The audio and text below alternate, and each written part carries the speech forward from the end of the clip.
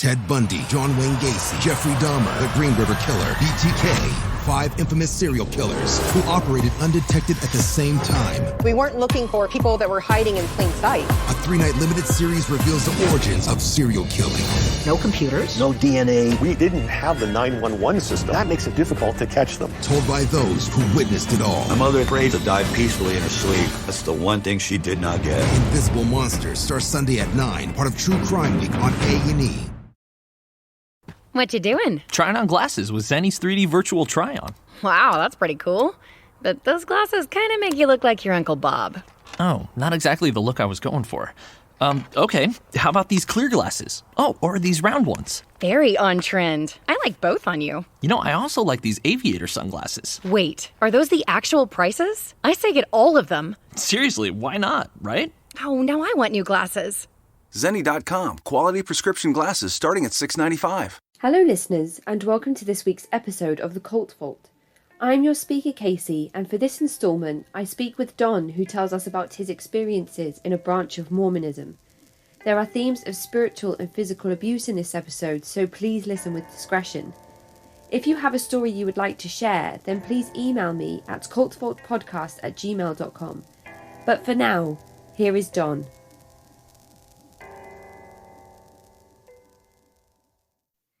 Hi Don, and thank you so much for joining us today. We're diving into new territory for me this evening, and that is the topic of Mormonism. So would you like to start by introducing yourself to the listeners? Hello, Casey. Yes, certainly. And thank you for inviting me on this. I'm Don. I've been with a cult that in this, for the sake of this podcast, I will be limiting the depth in which or the accuracy in which I refer to it. We'll call it Zion. It's got a longer name, but that's what we'll call it. Mm-hmm. And I was there for 17 years. I've been out for about 10 years now, and it's taken at least that long to really leave it behind. Something about being a member of an authoritarian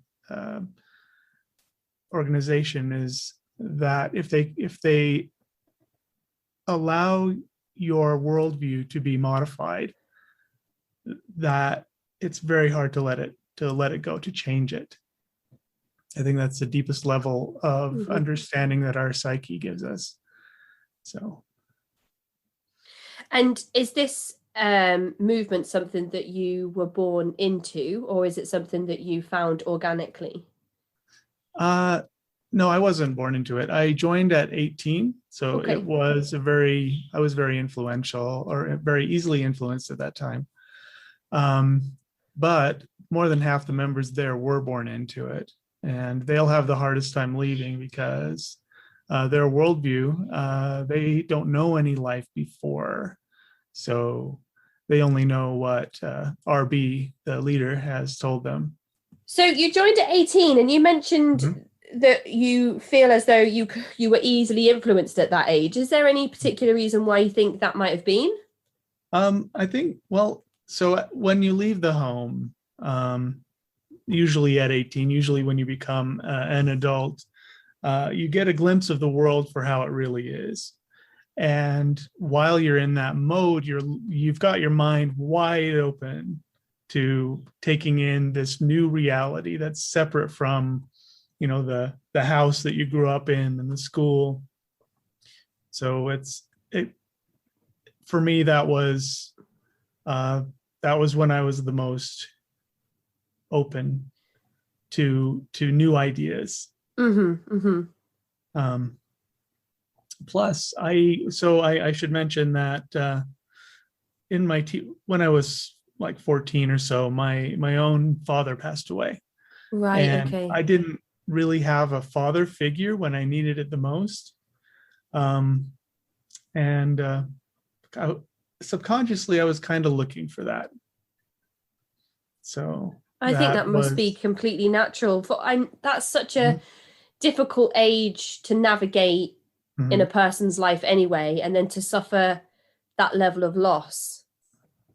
Yeah. Must be extremely overwhelming and confusing on top of everything else that you're kind of going through physically and psychologically at that age anyway. Yes. Yes, definitely.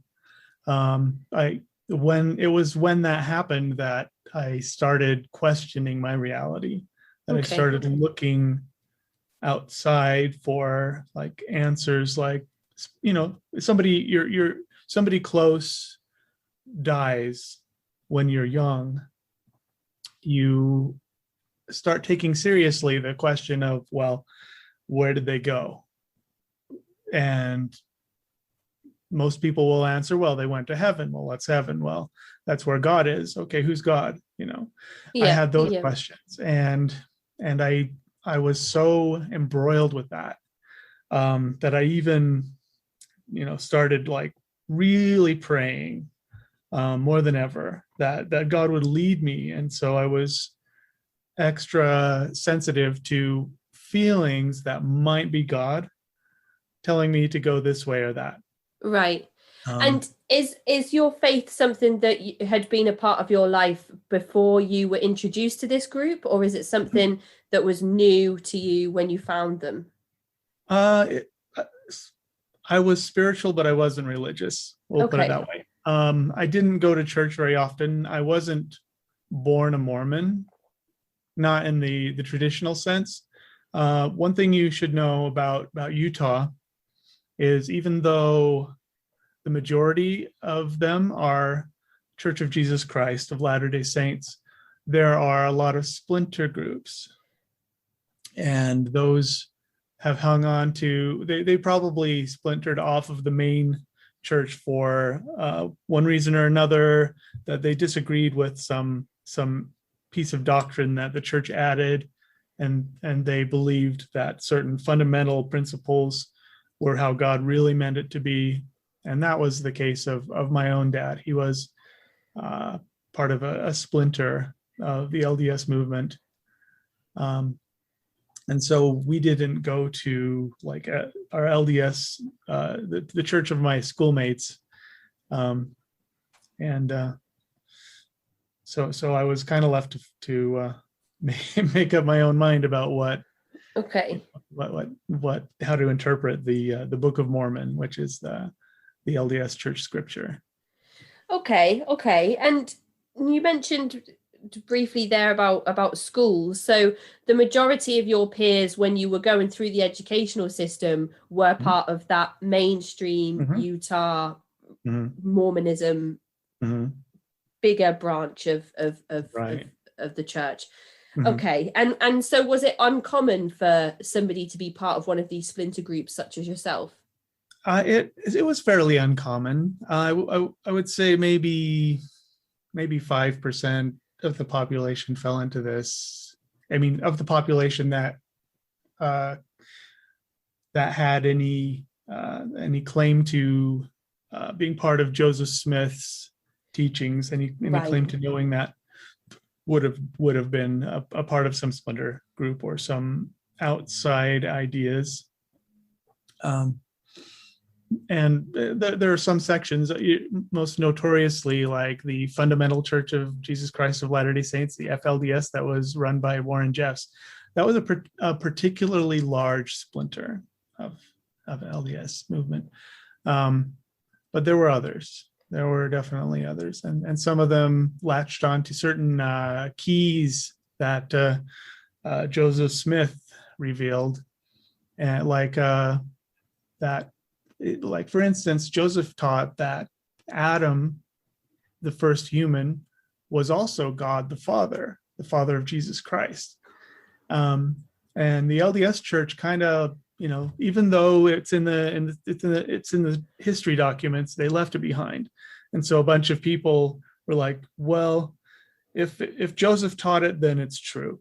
Or some of them, because Joseph taught that God felt that you needed to have more than one wife.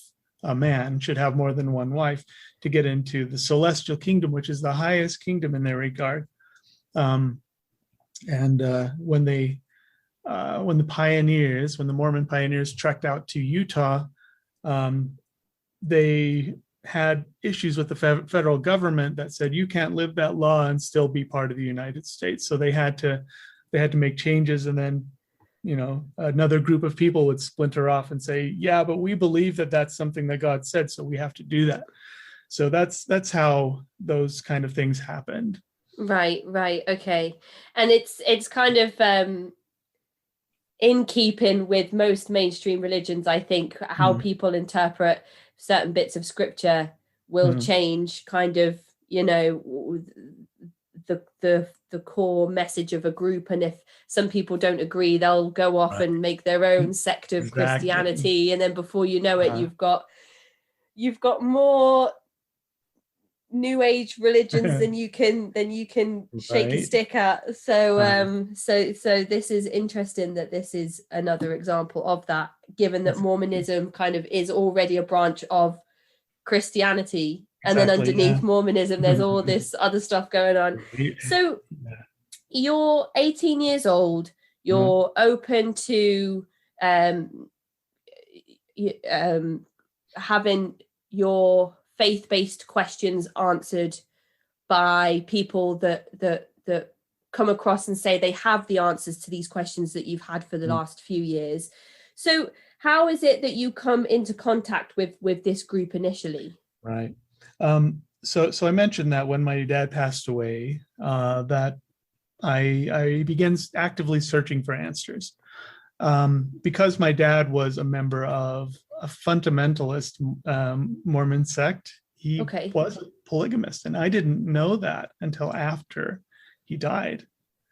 I mean, you imagine going to your parents' funeral and finding 10 times as many people there. Oh my goodness, of course. That claim to be your sibling than you knew existed, and that was mind-blowing for me.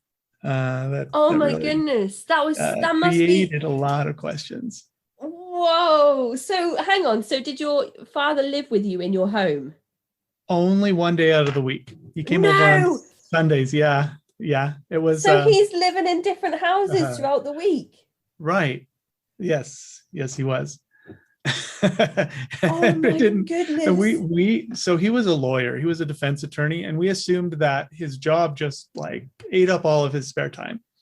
But yeah, he spent at least one day with the different wives. He had 3 wives at a time at the end time, and 58 children. 58 for real. And my mom had 15 of them. Oh my gosh. Yeah. It's a lot to keep track of. I don't know half of them. How many grandchildren does he have? Do you know? No idea. Hundreds. He must have hundreds. Hundreds. Yes, hundreds. For sure. Oh my goodness. So you thought that you were one of 15, which is already an astronomical number. Huge, yeah. Oh my goodness. And then it turns out you're one of 58. That is what a bombshell. What a bombshell to get at your father's funeral. I was going to say, if he spends the majority of his time in your house and that's his marital home, so to speak, you would find it kind of like weird that all these people had shown up and assumed to have a claim on your father as their father. But actually, if he is splitting his time evenly between all of the households, they're oh my goodness, that must have been so strange for all 4 families to just have this. Yeah, the older siblings understood the situation. It's not like it was a secret that was kept from the kids. I was just in my own world. I just wasn't paying attention. So it didn't even cross my mind until he left, until I saw them at his funeral. And you're already struggling with the bereavement and loss of your father. And you're 14 years old, and you've walked into this situation of a horrible, pure grief to be faced with this. I mean, what goes through your mind at that time when things start to unfold? Well, Well, I just I become, well, partly I fell into a kind of a teenage depression, where I started questioning my morals, whether I'd been living, worthy of certain things, um, and also, just my reality in general, whether God was watching and He expected certain things for us to do, to be worthy of His kingdom and stuff, and that that got me kind of brooding, kind of restless. That was the main thing. I was just very, very restless. And because I had siblings that were already all grown up, I was the fifth from the last of all of them. Oh, okay. Okay. So I had adult siblings in different states, and I wanted to get to know them. Mm-hmm, mm-hmm. And mostly I was just restless, and I couldn't stay still. So at like 15 or 16, I moved out of the house, and I started living with one brother in Florida, another brother in California, another brother in another part of Florida, and another one in Utah. And I just couldn't stay still. I couldn't stay at home. I didn't feel like I knew even what reality was anymore. No, I can't even imagine. Like, I mean, it's one side of the coin is that you get to explore so many parts of America at such a young age, and go and feel somewhat comfortable in these environments and traveling. But at the same time, you want to go out and meet all of your siblings, but there's like 43 of them or something that you want to meet and get to know. And how are you supposed to have all the time to do that and to travel through every person and meet them and not just get to know them sort of what their name and age is, but to get them to know them on a personal level? Is that even possible? I'm not sure. It depends on how determined you are, and I wasn't that determined. Right. So I've met maybe half of them. Okay. But so after a little bit of that, I returned home to find that my mom had remarried, and the man she remarried was somebody who was tangled up in the fundamentalist Mormon movement. He didn't have more than one wife, but he knew people in different splinter groups. Right. And because it worried my mom that I was kind of restless, that I wandered the streets at night, sometimes staying up for several nights in a row. I wasn't doing anything bad. I wasn't doing drugs or anything, but I couldn't sit still. Anyway, she had me stay with another polygamous family in southern Utah, and they had built a refuge against hard times, which they called Rockland Ranch. It was in Hatch Rock in southern Utah, next to the Arches National Monument. So if you hear the word Utah, you probably think Red Rock Country, and Arches and just really beautiful rock formations. Well, they had blasted with dynamite homes into one of these formations, and this man, and he had 3 wives, had blasted several homes, and my stepfather referred me to them to work with them, to spend some time with them, learn some work ethic and some life skills. And so I got to help them blast homes in rocks, work with dynamite, like a regular teenager. Every young boy's destructive dream, I guess. Kind of was. And it was in the middle of the wilderness. I mean, just really wild weather and heavy winds sometimes, and then other times just the most peaceful, serene thing you can imagine. So that gave me a lot of time to think. But while I was there, I met there were several people that would pass through, some to just see the spectacle of this family Blowing living things up. in Yeah, the rock. absolutely. Yeah. And some were just like other splinter groups and other members of different fundamentalist with fundamentalist ideologies would come and visit. So there was one guy in particular that I became kind of friends with. I got to know him fairly well, and this man later, after I had left Rockland, he came to my house to talk to my stepdad, and when he saw me, he said, "I'm about to head down to meet our mutual friends down in Rockland. You want to come with me?" And I'm like, "Well, it's the middle of summer. Why not?" Also, like I was 18, so I could do whatever I wanted.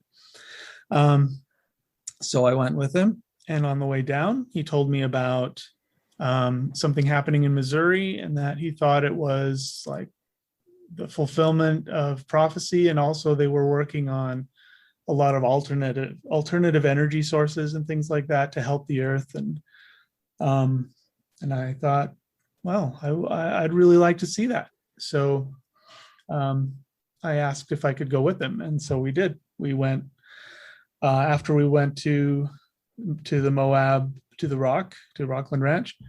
We started heading east toward Missouri, which is about 1,500 miles east of Utah. And you should know that Missouri was one of the, in LDS church history, was a very significant place.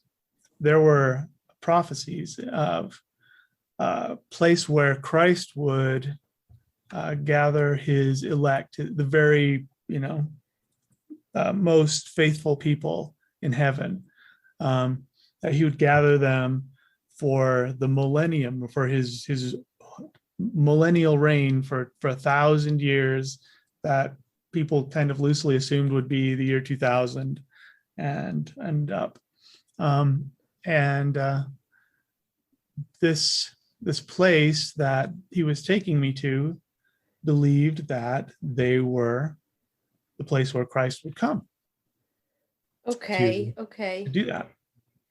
So there's lots of appealing things happening, I think, all together here. You're 18 and you're kind of like, well, I can just go off and do what I want. So, Right. Maybe I will go revisit those familiar people down in Rockland. But at the same time, you're being told that there's a chance that this place in Missouri has, can fulfill a prophecy, but also they're doing like conservation and stuff down there, and who doesn't want to be part of making the planet a better place to live? So they've got like a few little things going on here that you're like, well, if the prophecy fulfillment doesn't entice you, let me tell you about these energy saving programs we're running, because that might just do the trick. So there's a couple of little things happening. Right. I had with my best friend, we had built our own. We designed systems that would make use of alternative fuels. We were already caught up in that. We even built our own alcohol still. Nice. It didn't work, but we built one, and we were going to use it to make ethanol, to make fuel out of. But we could have got in trouble with that too. But I don't know. It didn't work, so it didn't matter. So the idea of renewable fuels, and in this case, hydrogen energy, was very appealing. So you go off to Missouri, and what happens when you arrive there? I mean, is there like a commune set up? Is it just, or do people kind of gather from all over to the congregation? What does it look like? Well, so when we approached the property, there was a wrought iron gate in the front, just a black gate in front of this field. And when we approached, there was the phone right outside the gate, and we called in, and they opened the gate for us, and we started to drive down this dirt road, about a quarter of a mile, and then suddenly the dirt road dipped, really sharply down into an underground cavern. Whoa, okay. And then another quarter of a mile driving underground in this garageway to a parking lot, and then from there just this extremely interesting underground facility. Wow. There were no two walls that were like at a right angle like you would expect with regular architecture, because they were building around pillars that were holding up the ceiling. Right. And they weren't placed at regular intervals. So when they would make their walls, they would stand them up next to the pillars, and they would go at funny angles, sometimes like hexagons and trapezoids and different things. And so it was really interesting. Okay. And then sometimes they just painted the pillar, just like painted it all white. And so you'd see a raw pillar just sitting there. And then while you're walking down the corridor. Whoa, that sounds wild. It was really, really wild. And then when you would go outside of the facility, the finished area, it was just like an open cavern, just going off into as far as you can see into blackness, with pillars that were like 30 feet in diameter placed randomly throughout. And that it turned out there were hundreds of acres of open underground space. Whoa, did you not ever feel like a little bit claustrophobic or kind of no, it was really appealing to me. Was it? Oh my goodness. Yeah, it sounds awesome. love the idea of like cave exploring and things. So, but I mean, these were man-made caves, but still you could wander for hours in the blackness with a flashlight. On the top, are there any buildings or any kind of indication that underneath you is this whole like network of life? Nope, not at all. And on top there was a forest, an alfalfa field, and a lake. A lake on the roof. So like 4 different ecosystems like cohabiting within this radius. Yeah, and it was that's so clever. Yeah. So that was by itself quite appealing. Yeah. And I stayed with them for the week, and while I was there, they put me to work. It turned out that was the week that they were going to pour cement on the driveway, the quarter-mile driveway going down. Yeah. And so I helped them pour the cement, to form it, to run a board along it. They call it screeding, which leveled it, and do some of the finish work when that was done. And that was, up to that point, the hardest I'd ever worked in my life. Wow, okay. But there's a funny thing when you're working that hard, there's a kind of an emotional high that you get from it, kind of a dopamine effect. And I felt that, and I thought that was, the spirit saying, you need to be here. And so I asked them if I could stay. And I didn't know at the time that they were, how deep the rabbit hole went, but I pretty much committed myself to find out. And at that time, in those early stages of kind of partaking in this manual labor, I suppose there's also that reward of seeing your commitment to the cause actually physically in the driveway, Right. and being part of building this like utopian environment. And so you've got that sunk cost fallacy already kind of playing. It was already being formed. But it's the same with I think I've mentioned this previously on the show. When the first people went over to Jonestown in Guyana, and they talked about building the buildings and the roads and putting the infrastructures in for this community, they said it was like they were building their own paradise, and they didn't mind working 18-hour days because they could see the fruits of their labor in front of them, and it was like being part of like this life-changing, amazing community.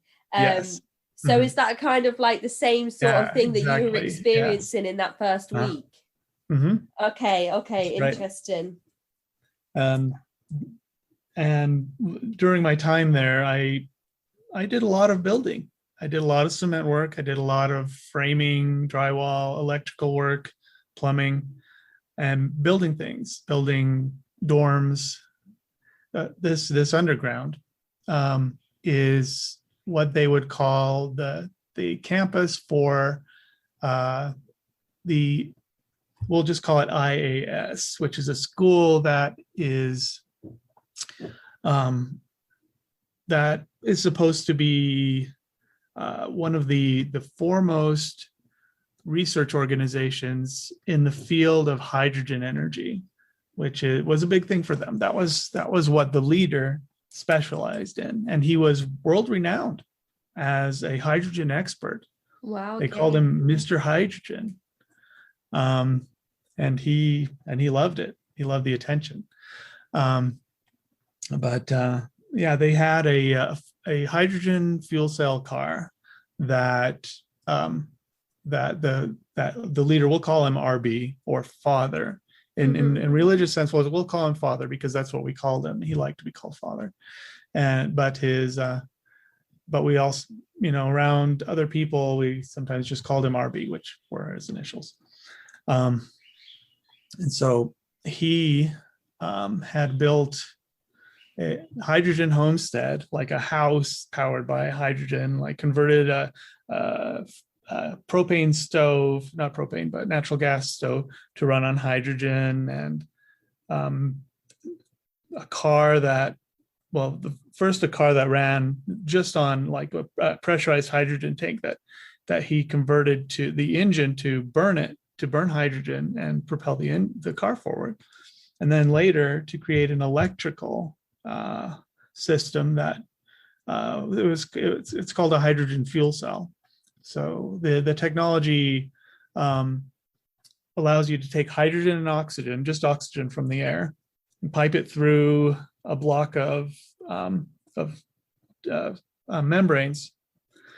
And while the hydrogen and oxygen were going through, I should say the hydrogen was going through, the electron would go through a wire and do some work, run a motor, and then come back on the other side and join the oxygen and create water vapor. So it was really clean, really efficient.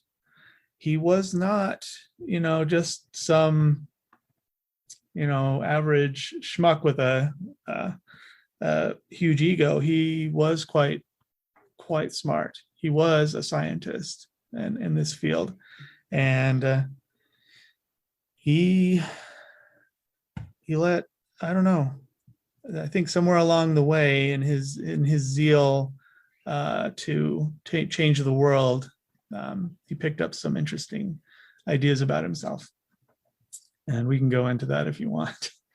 Yeah, that definitely sounds like something I think we should go into a little bit more. And I know that you're keeping some of the details of the movement quite vague, which I think is understandable and can be appreciated by some of the listeners who are tuning in, who may have come from their own high control movements and movements of coercion, which is completely respectable. So we're gonna, if if anybody has been part of a similar, although I think that you would have definitely, I think listening to it, if you'd been part of this movement because of the dynamic that you've described, I think you would know if it was the same one. Right, exactly.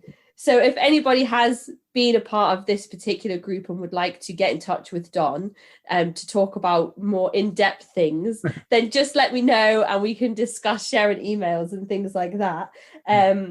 But it's interesting that you've gone to this place that is for people that want to practice their religion, but is incorporating such a high level of science at the same time. It's not often that you see those two things working so closely to one another. So is that another thing that you think may have enticed you to kind of want to stay there a bit longer? Oh, absolutely. Yeah. I as I mentioned, I was already a fan of sustainable energy. And I wanted to be part of that. It lended credibility to the movement that they were already working on earth-changing initiatives. So that was like, yeah, definitely God's behind this. They're changing the world. Yeah. Progressive, not just kind of using the same old scripture and doctrine that's kind of years old and is being used by so many other branches and sects, and the progressiveness is coming through the science and the renewable energy and the cavernous living quarters. So all right, so where does the faith stuff come into this? Right. So and this was the beginning of the rabbit hole. So along with, the hard work, they had regular gatherings about 3 times a week that were called School of the Prophets. Now, in the beginning times with Joseph Smith, when he was starting the LDS movement, they had a School of the Prophets, and that was where the first elders would receive by the Holy Ghost the doctrines of heaven and would teach them to other members, particularly other elders. And in the beginning of Zion, that was what they felt was one of the things that needed to happen for Zion to be restored. And so we had these meetings, and these meetings, RB himself taught just like 2 hours at a time, just laid out the doctrines of the movement, right? The doctrines of the church. And they were inspiring. They were very inspiring. And they were consistent with scriptures, and they were consistent with themselves, with each other. And they were, they pointed at like a system in heaven where heaven was in turmoil, and the only thing that could save it was us as in Zion. And that was just part of God's plan that culminated across all of creation before now up to that group. And does that 144,000 number come into this at any point? Because I know that's something that's used quite regularly in many different branches of LDS and FLDS teachings. Right. That the way that forms is that they prophesied that Adam would stand in this place called Adam on Diamond, which they said means God with man. Right. And he would address a group of 144,000 heads of families of elders. Right. And that would happen, according to this group, at the end of the millennium, at the end of the 1,000 years that started around about the year 2000. But in their doctrine, it started with that little group.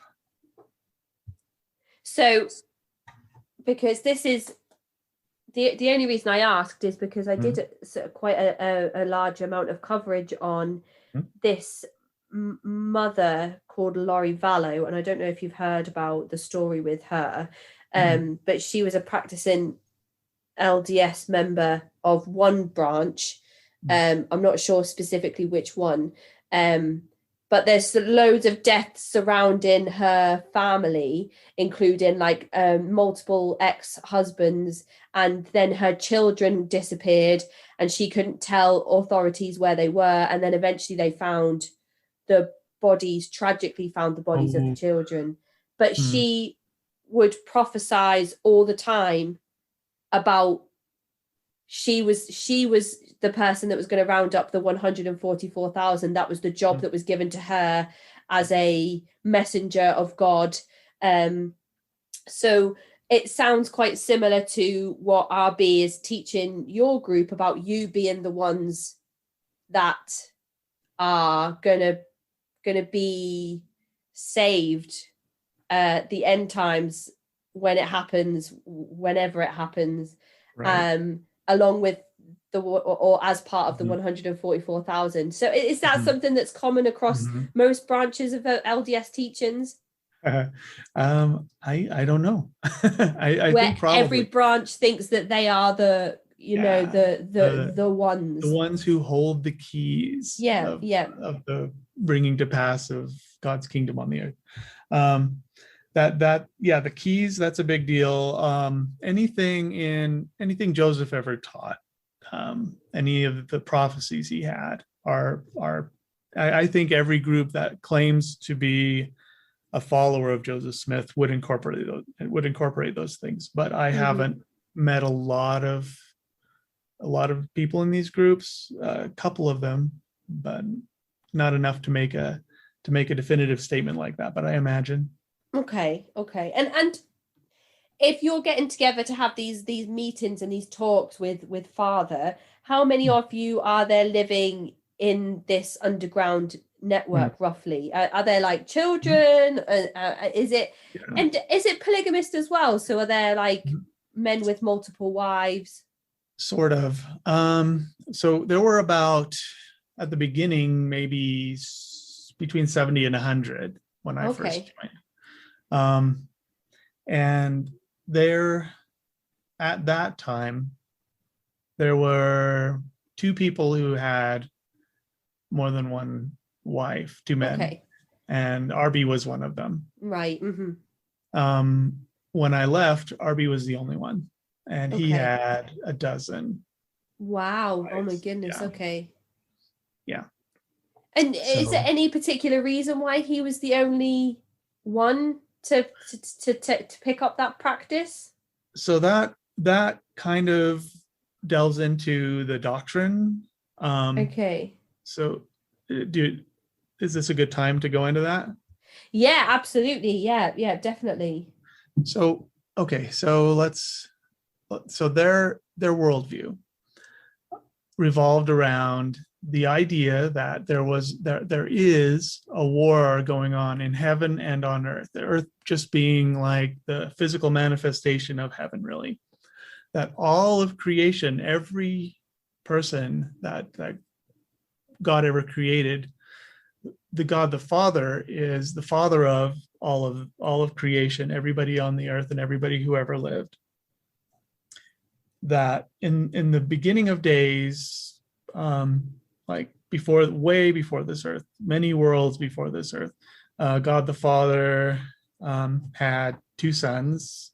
The first was Jehovah, which is Jesus Christ, and the second one was Lucifer, who was the star of the morning. Now that's all just part of LDS doctrine too. And over the millennia, they would have spirit children, and their spirit children would only be like spirits in heaven, and they would have to prove themselves before they could be exalted, receiving like a physical body, being sent down into a world, like being born, Right. and then proving themselves under a veil of like, they, like, we don't remember what happened before and we don't know what will happen after. That's the veil. Right. So they were sent down to an earth, to a planet, where they proved themselves, and then were either exalted or made to go through another birth experience until eventually they could become exalted and be active citizens in heaven. So that would have continued for like billions of years, with billions of generations of father to son, with daughters, and that were wives of men, and that the power of the authority of God, which was called the priesthood, was the power to create, to have dominion over your children. Really, it was kind of an invisible tether between the very highest to all the way down as a family tree to the very lowest, to the very youngest member of heaven. And so there were billions of people, or spirits, and there were actually more and more times where the children, where the spirits would fail to be exalted even after like going through hundreds of worlds. They just couldn't do it, and they had to be destroyed. They were called perdition, and their spirits were like disorganized and basically died in heaven. So the big deal was that that Lucifer and Jehovah had a debate, I guess, because Lucifer's kids were dying at a higher proportion than Jehovah's, and Lucifer was trying to save them. And so what he did was he addressed all of the council of heaven, of the Elohim, they call them, which is like multiple gods, and said, we should change how we decide whether they're exalted. We should, instead of letting them make a choice, and then if they choose wrong, just kind of go ahead with that and let that happen. We should punish them for making wrong choices, like slap their hand or do something to teach them at that moment. And they would be, they couldn't fail because we made them succeed. Okay. And Christ was like, okay, so if we do that, then who gets the glory? If they can't earn their own exaltation, then they don't get, they don't get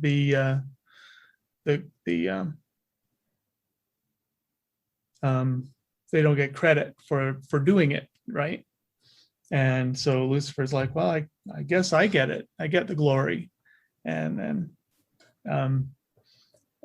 and Christ was like, no, we can't do that. We need to continue with the current plan. And Lucifer was like, got really angry, and he was cast out of heaven. He had his body removed, and his spirit was cast down into what they call outer darkness. And because the priesthood was cut off from him, everyone underneath him also lost the priesthood. All of his kids, which was 1/3 of all of heaven, lost the priesthood. And so they also lost their bodies and were cast into outer darkness as well. And so the result was that something needed to be done so that this kind of failure never happened in heaven again. And so they needed to rebuild the order from the ground up, starting with the most devoted and working down from there. So that's what this world is for, according to them. And that after 7 dispensations, 7,000 years, because of course this earth is only 6,000 years old, that people would be born 6 times, and then on the 7th time, they could be exalted if they were worthy, if they were devoted, and they would be exalted and sealed into the order in ranking of how devoted they were. So the most devoted would be at the very foundation, Right. and it'd work up from there. So that's what we were doing. We were building a place. We were the foundation of heaven, this Zion, and we were proving our devotion and also creating a situation where heaven would be strong, would have really firm foundations and wouldn't fail again. So we were all considered. So good. Getting back to your point about wives. Okay. So according to this doctrine, man was created by splitting God's intelligence, like the spirit of a father, by splitting his intelligence, and with the aid of the mother, that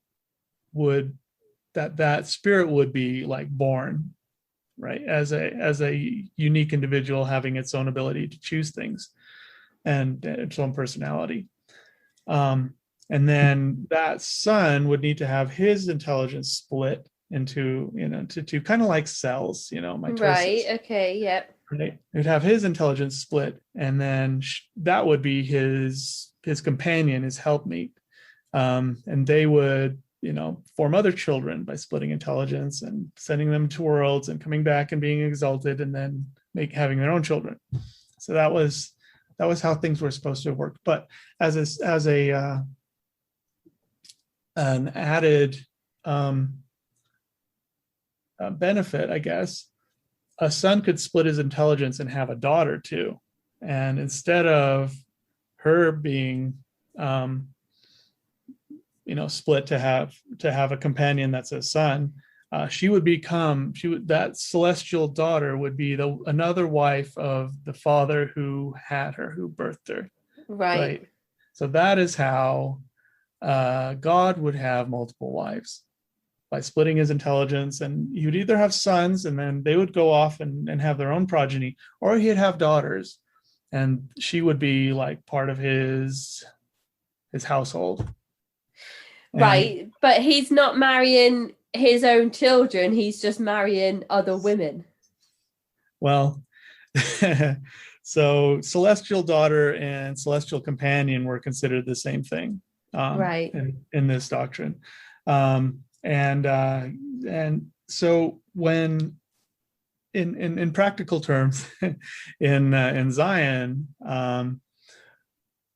father would have his own household, his own companions that came down for the purpose of this earth into bodies of women who were around, all over the place. And then they would feel him, and they would come, the spirit would call them to Zion, and he would be and then he would do, I don't know, I think he would court them in his own way, but he would have revealed to him that they were his companion, his celestial daughter. And then they would have revealed to them that, yes, they were his as well. And because he was the oldest one. Oh, and incidentally, RB, and he wouldn't say this, because no man knoweth when Christ should come and so forth, that whole prophecy. He didn't tell anyone this, but he believed he was Jesus Christ.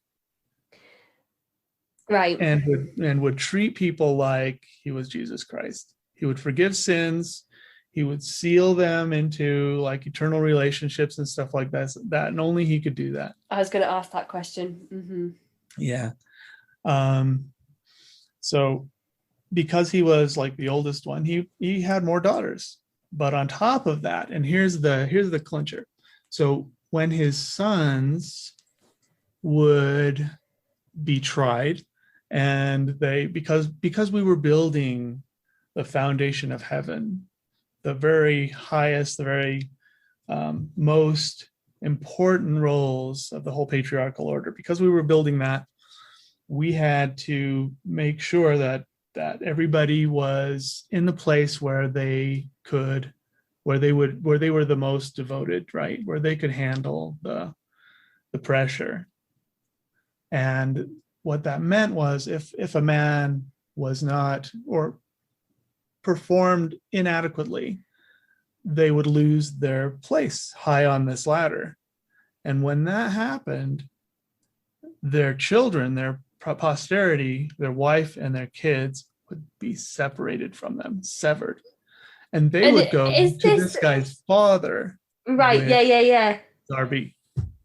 And is that something that is that common doctrine across LDS, or is that something that RB introduced? It's just RB. Yeah, I was going to ask that question because yeah. as soon as you mentioned that he was the only one practicing polygamy, Mm-hmm. I thought that's either because that's a coincidence that, you know, I don't know, maybe there was some awful disease that came through and took out like, you know, the husbands that had loads of wives, or he is this RB guy is almost abusing his position of power to restrict and control the sexuality within the group. Exactly. So would it be common for him to take other men's wives? Only if they failed to perform, and they would fail. They were, and because he's the one that's setting the bar. Right, he sets the bar. Yeah. So that creates a lot of sadness, a lot of disappointment and misery, and it also creates a situation where when the men fail, they take responsibility for it. They are accountable for their own failure, and the judgment of being cut off from your family is just. So you just take it.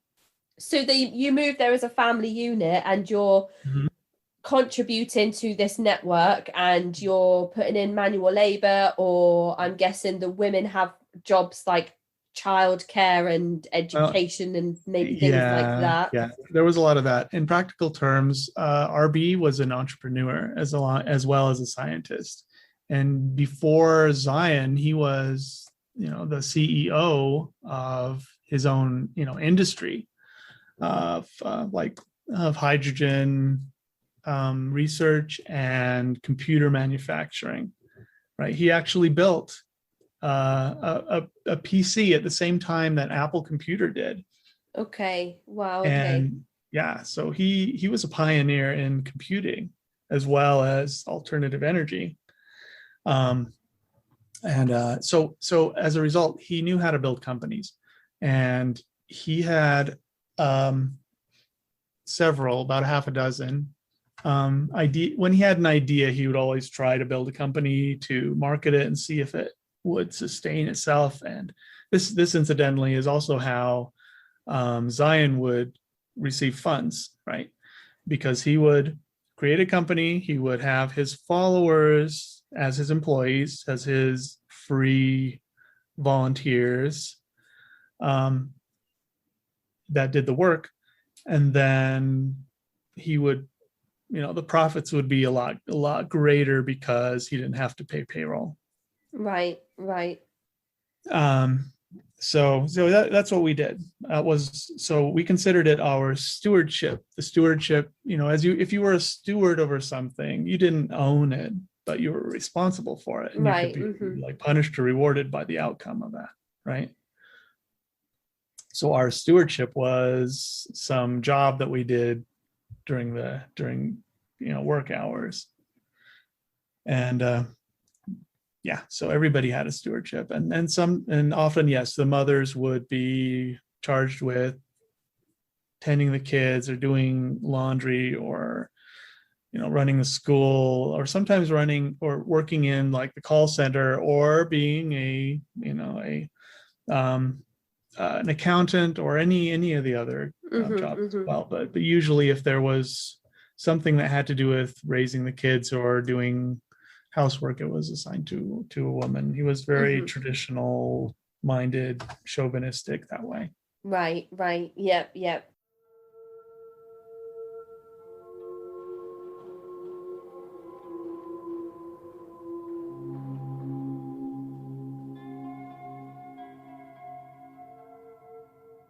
Ted Bundy, John Wayne Gacy, Jeffrey Dahmer, the Green River Killer, BTK. 5 infamous serial killers who operated undetected at the same time. We weren't looking for people that were hiding in plain sight. A 3-night limited series reveals the origins of serial killing. No computers. No DNA. We didn't have the 911 system. That makes it difficult to catch them. Told by those who witnessed it all. My mother prayed to die peacefully in her sleep. That's the one thing she did not get. Invisible Monsters starts Sunday at 9, part of True Crime Week on A&E. You know what drives you, what inspires you. You know why you're here today, thinking about your education and your career. But do you know how to get where you're going? Indiana Wesleyan University is a place where your dreams and goals are known, where you're pushed to excel, and you're supported beyond graduation day. Explore our tuition guarantee, our faith-integrated coursework, and more than 100 online degree programs. See how it's possible at iwuishow.com.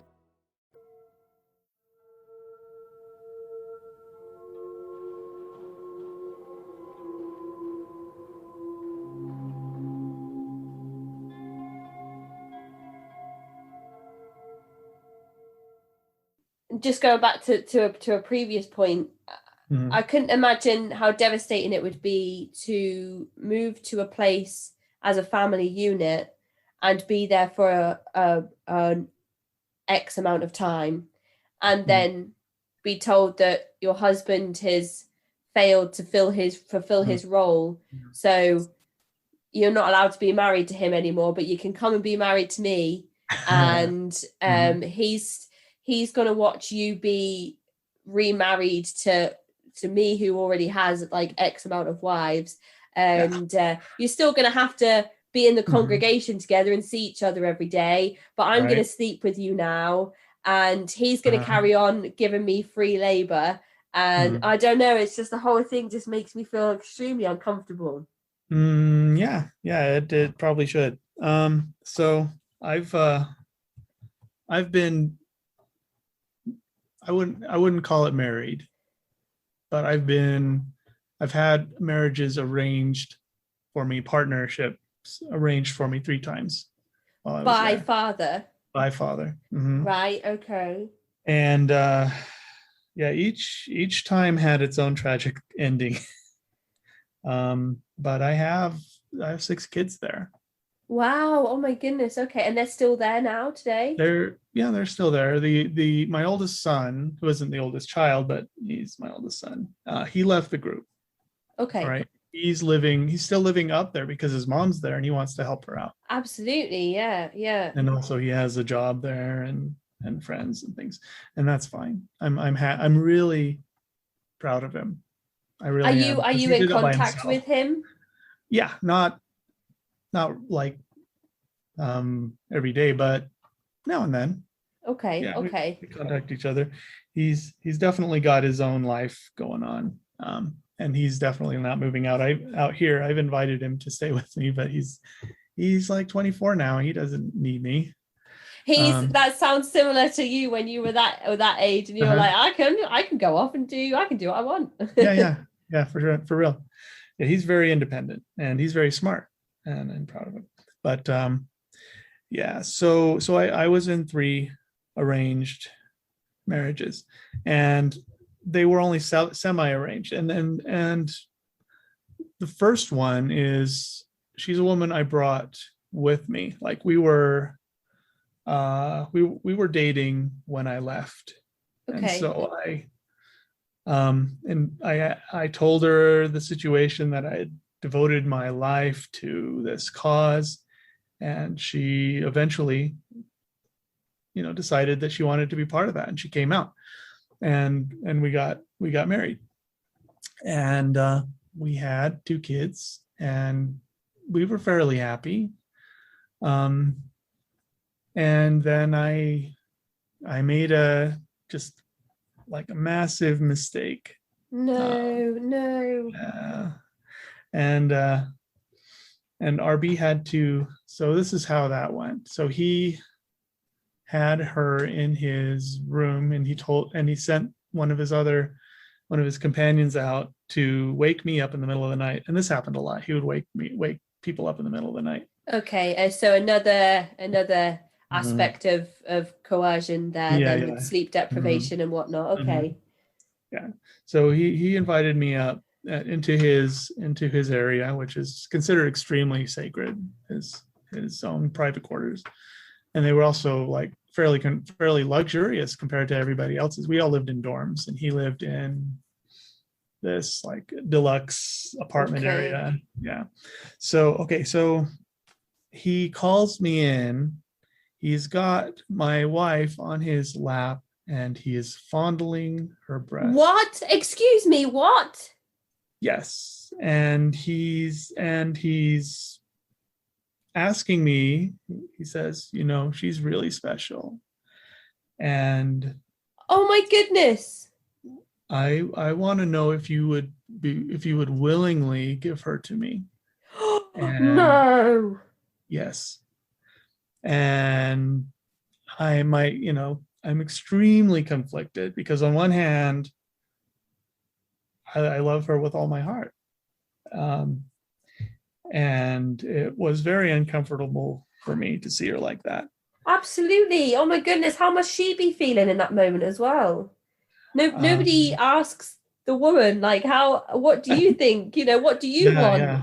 Right, exactly. And I imagine she was extremely uncomfortable with it too. But if it's your Savior, your God, telling you that this needs to happen, then you think, well, it's right then.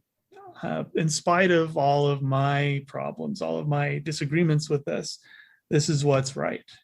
And so. But John, you hadn't done anything. You hadn't Well, I hadn't not failed to reach failed. your goals or your. Well, no, I had. I mean, I'd made a bunch of mistakes according to him, and they were. That's a whole nother story. I don't know how much time you have, and I have the time. I definitely have the time. Okay. Because this is 17 years worth of very weird experiences. I could write not a book. I could write a series of books about this, and I might someday. I don't know. So this is how this happened. I'm 18 years old. At least it started there, and I am friends with another woman there who happens to be his wife. And we're not doing anything.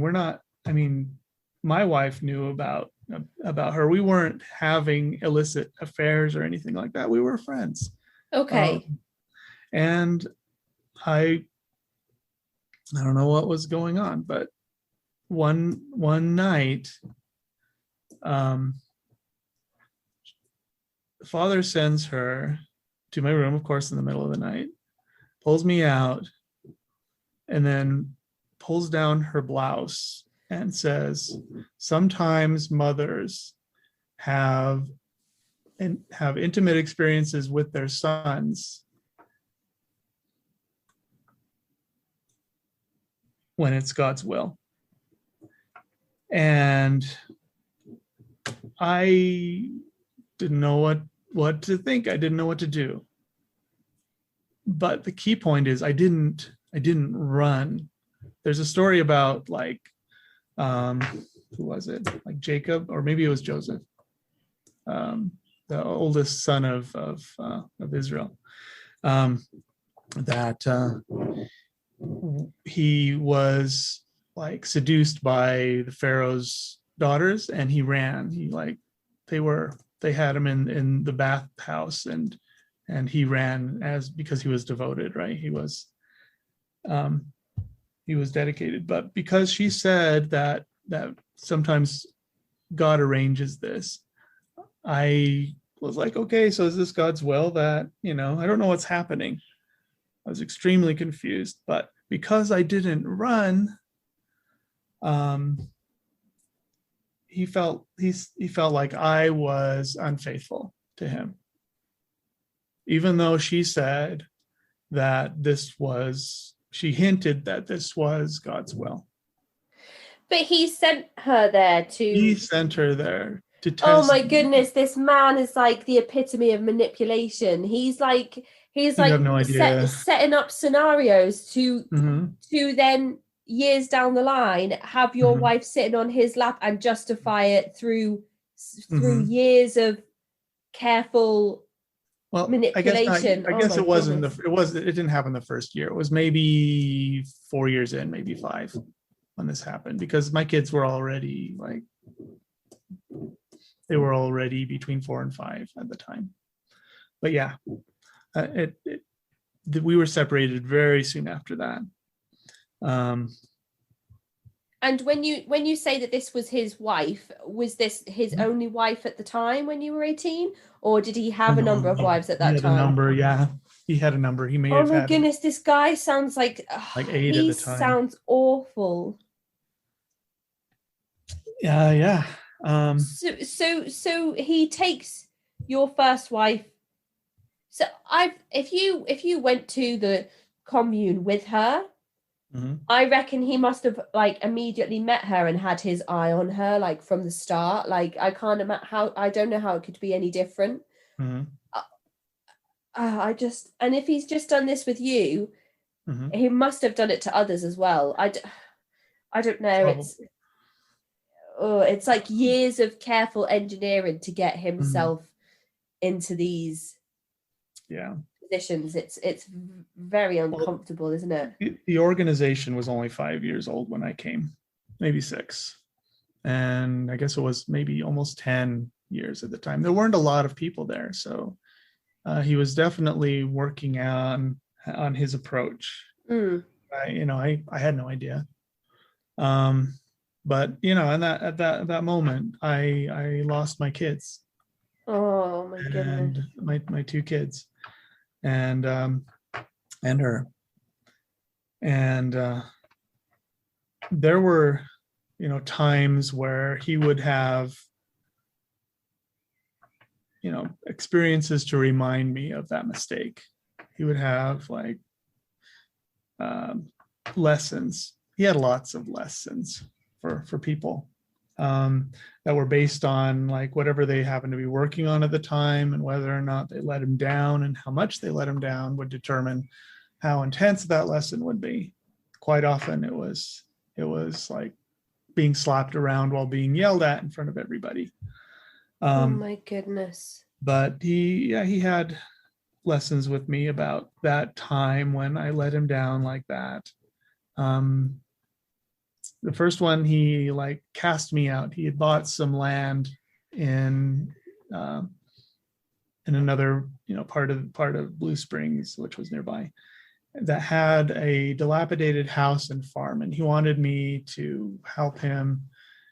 I couldn't stay in Zion. I wasn't worthy, but he wanted me to help him by renovating that house, by tearing out the roof and fixing up the walls and everything. And is this around about the time that your wife has? Yeah, it was shortly after that. Right. Okay. So potentially there's the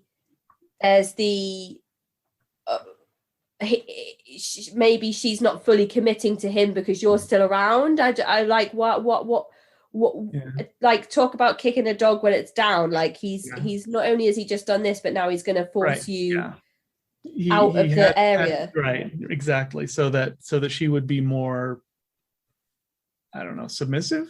I don't know. Or your kids don't get to see your face around it. Oh my goodness. Yeah. So I was out doing that for a couple months outside of the group, and it wasn't until I proved my devotion through some weird experience that he arranged that he allowed me back in. And he devises these very twisted tests of devotion. sometimes it was, enduring some amount of pain. Sometimes it was some sexual experience with one of his companions. And like just to see how far you would go for him. To see what you would do for him. Right. And devotion was the big thing, right? That was what determined where you were going to be during, when heaven was rebuilt, what level you were going to be at, and whether or not you would be cast off. So he would arrange these very weird experiences, and you would always be like really on your toes to make sure you weren't doing something that you wanted to do, but doing something that you knew he wanted you to do to test your devotion. It was really, it was a minefield. Yeah, it sounds Everything absolutely exhausting. So eventually I was able to leave that, and at least be part of Zion again.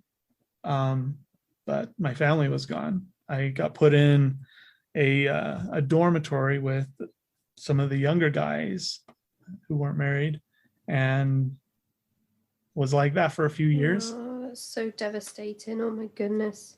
And at that point as well, because you've been cast out and then, like, air quotes, like allowed to come back, do you feel grateful to him at that point that you're able to come back into his fold? Like, so it's almost like he's doing you a favor, like he hasn't done, like he hasn't torn your life apart. Exactly. He's actually... You're expected to be grateful. Yeah. And if you weren't, then that sulkiness would get you punished again. Even, I was heartbroken, and I was heartbroken for years. Oh, this is horrible. Seeing my family around every day and not being able to be a husband or father, that was devastating, but I couldn't show it. Did you ever get the opportunity to speak to your first wife about any of the things that happened? Opportunity, I guess the opportunity was there, but to say something when she could report me to him, and she might report me to him because she was his companion, and his companions always sided with him. So I could have said something, but I knew it wasn't wise.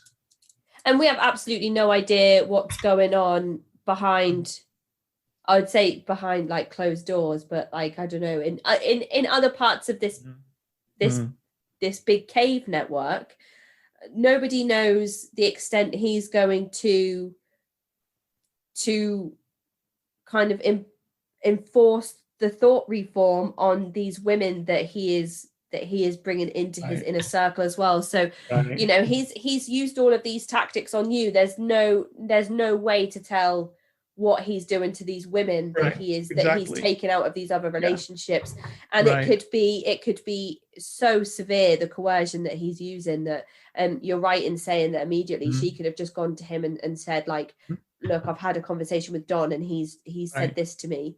But at the same time, I was just curious to know whether you ever managed to gauge her thoughts and feelings on what actually happened and how it affected her.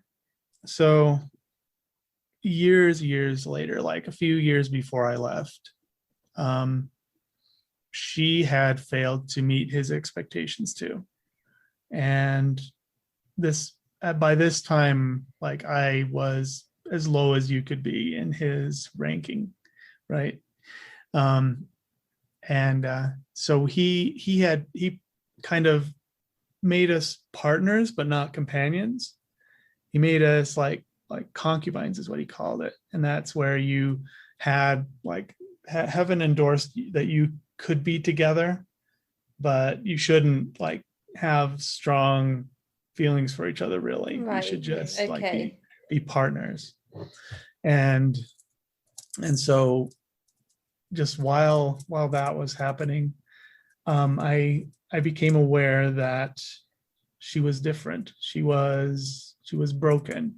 Oh my goodness. Like, she was dead behind the eyes. She couldn't. Yeah, withdrawn.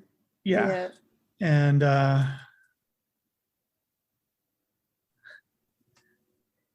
it was hard to see. It was hard to witness. But yeah, he had done something. He'd done something to break her. And I wonder why that is. Do you think it's because she's aged, or because there are other people that he is spending time with at that point that he would kind of banish her in almost the same way he did to you years before? She'd been punished quite a bit, like more than his other companions. Okay. She had been like punished, and I didn't have a good view of it, but I saw a few times where just like let's see. So here's an example. In his apartment, he would be working on something. He was always working on something with one of his companies. And he asked her to get him some coffee. There was a batch of coffee already there from earlier in the day. She warmed it up. She brought it to him. One of the other wives said she just warmed that up. She didn't even make a new batch. And he flipped his lid. No. And just like yelled at her and demeaned her because she had the audacity to give the Lord a rewarmed cup of coffee. That is how petty he is. That's so sad. That's so sad for the people experiencing this. Oh. And I don't know what kind of like banishment or lesson she received after that, but witnessing that was just like, yeah, wow. And then another time, he was out somewhere else, but she let him down, and he called me to smack her. No, oh no. I'd never hit a woman before in my life, and I haven't since. But out of devotion, that was what I was expected to do, and then deliver a message from him, telling her how disappointed that he was. And I've received like smacks from his companions that he told them to deliver, and resulting messages, but I'd never had to do it before, not to a woman. That is like coercion on so many different levels, because not only is he enforcing something on you, but he's enforcing something on her, and he's also playing a big game to see who's devoted enough to him to carry out these horrible things. Oh my goodness, this man sounds awful. He is. And I have to say that was the beginning of the end for me when I did that. I'd never done that before. It was kind of against my own moral code. And doing that just kind of like something snapped in me. And it wasn't the last thing by any means, but it was definitely a major thing. So how did you come to meet your second wife? Okay, that one was she had already been there. She had just barely turned 18, and I had another tangent.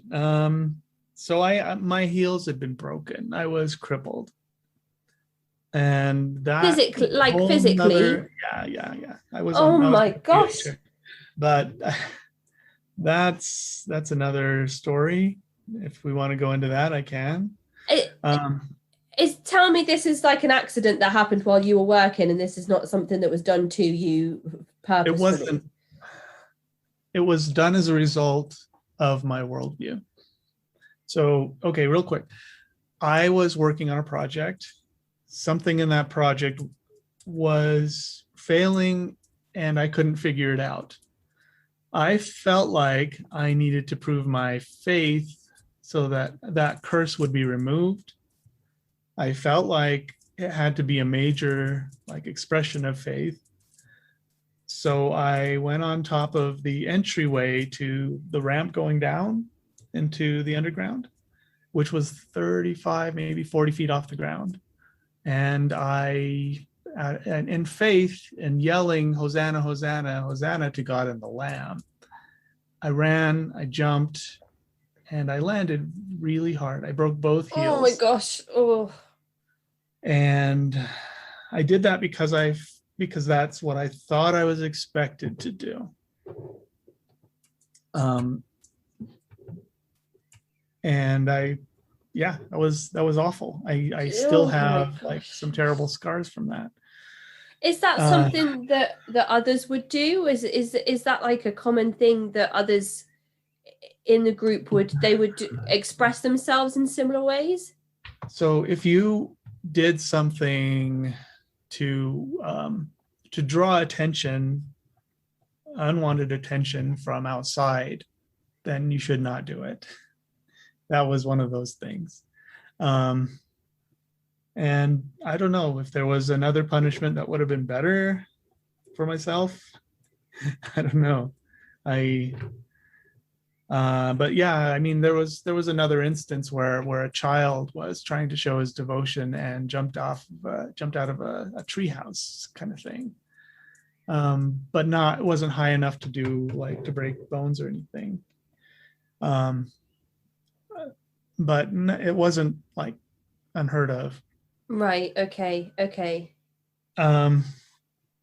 So yeah, so I had to go to the hospital, had to get my heels reconstructed, went around in a wheelchair for a really long time, and I continued to do manual labor while I was crippled. But anyway, so while I was like that, this girl, who was the daughter of one of his wives, I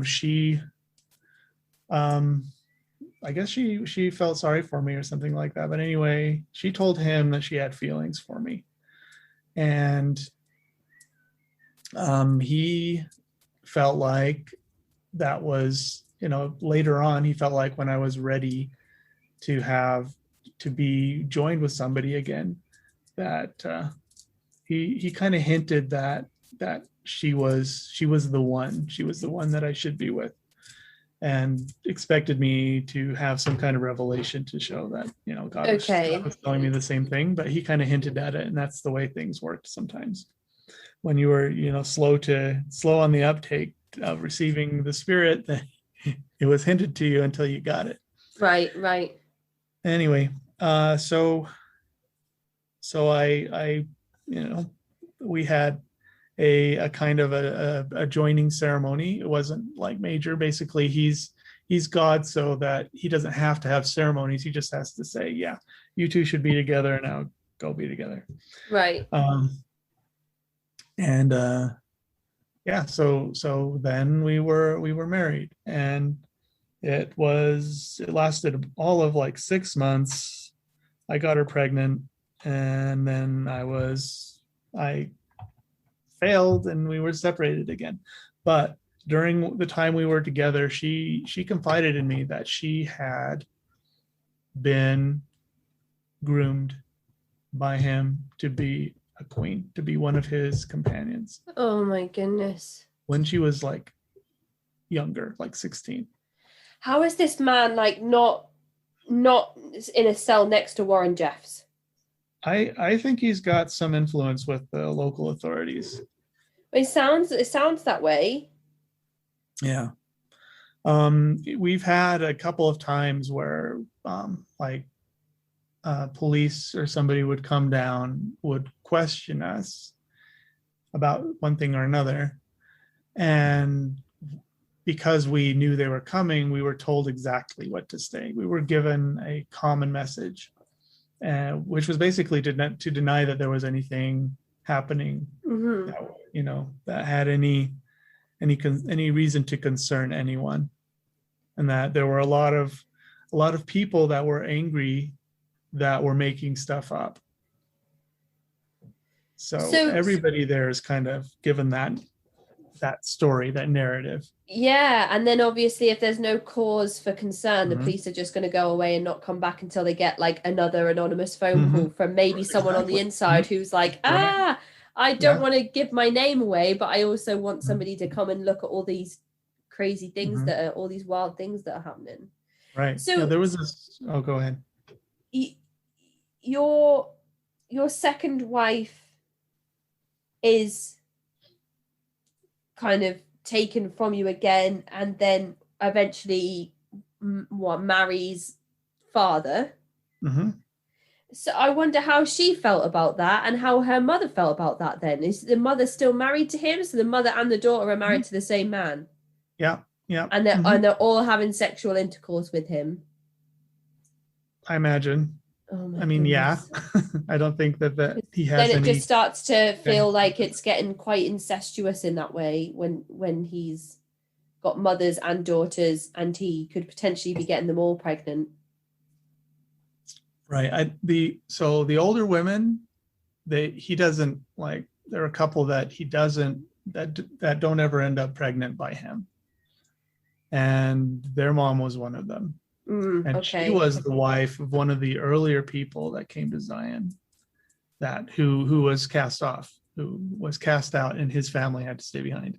Oh my goodness. Yeah. So because their original, the original father was cast off, of course, all of the kids got sealed to his father, which is, and I wonder if he ever found out that his daughter was being groomed that whole time. Yeah, I don't know. Oh my goodness, I'm like 3 weeks away from giving birth to like a girl, and I can't even. This is filling me with absolute terror. I watched a documentary the other day on. It's called the 411. It was about kids going missing in national parks across America, like this weird phenomenon where people just vanish and there's no trace of them ever again. And one of them was like a 3-year-old little boy that just wandered off, and then they never found him. There was no trace of him. And I find that I used to really enjoy watching documentaries of like unsolved mysteries and stuff, but now that I've got children, it's like watching those documentaries just fills me with terror. I cannot imagine how you must feel as a parent knowing that you've got children that still live in this place. And then obviously everybody understands why you don't want to be too specific with the information you're given, because you have people that you need to protect. Well, there's 2 levels to that. One is absolutely that. When I left, so if anyone wrongs RB, he has his side of the story, which is usually spun in a way that makes him the victim, and whoever did the thing, the villain, not someone who made a mistake. They're evil and rebellious and the villain.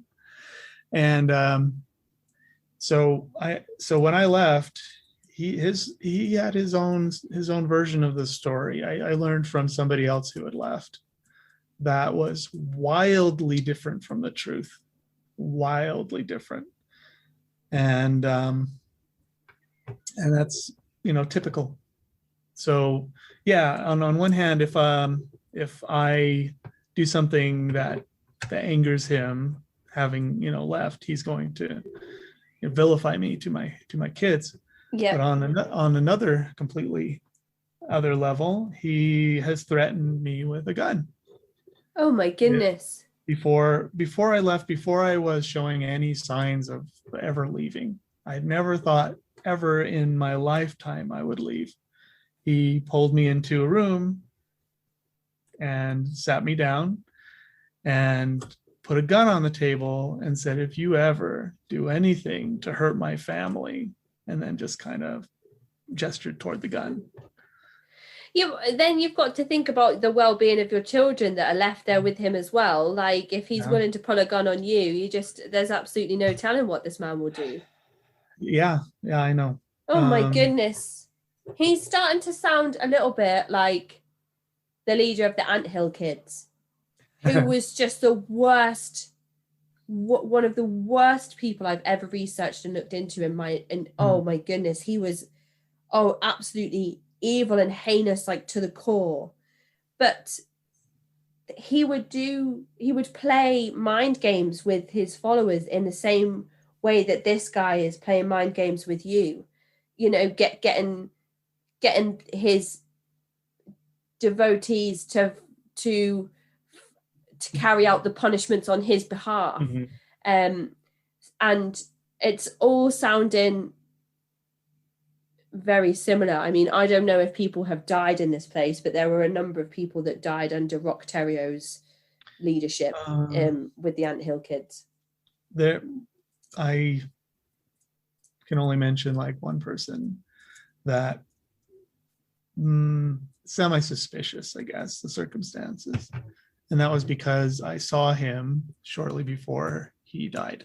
And that it was in a circumstance where RB, where he had done something that displeased RB, and RB just like knocked him on the side of the head and knocked his glasses off, knocked him to the floor.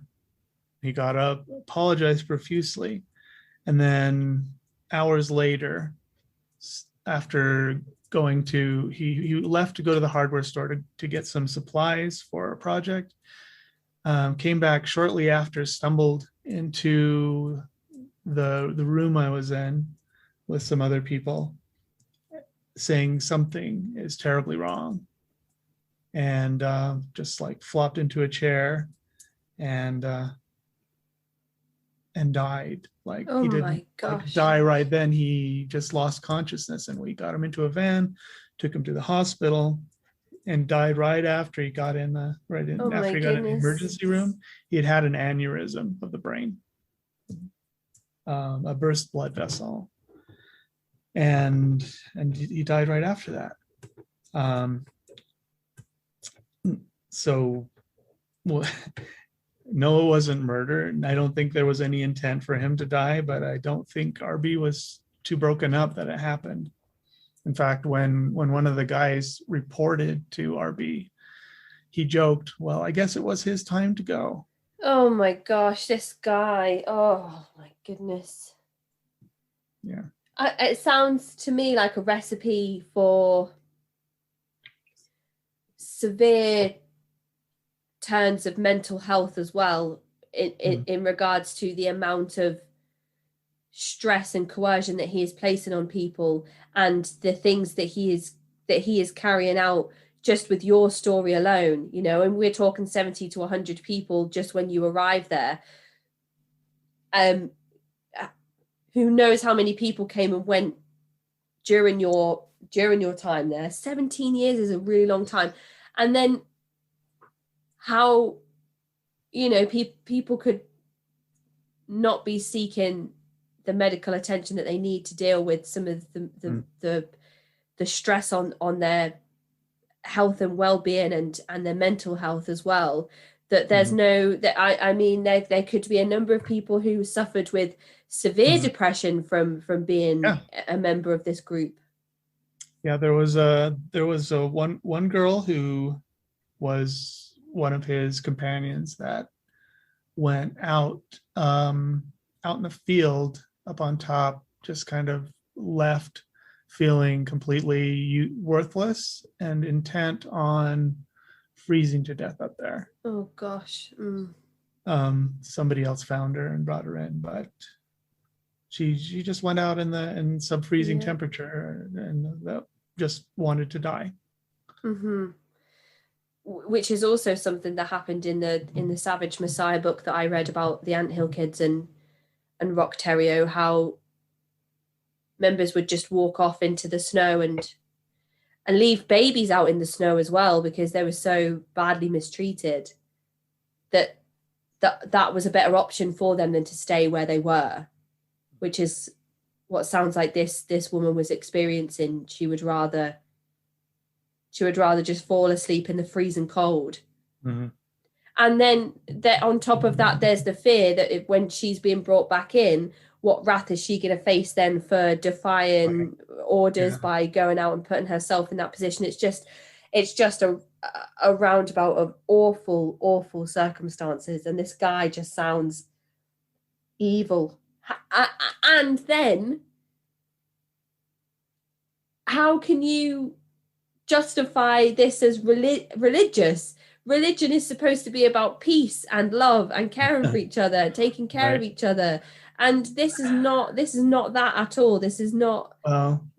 He had scriptures for everything, right? And that part of the reason we were there was to become perfect in our devotion to him, which is how that's understood.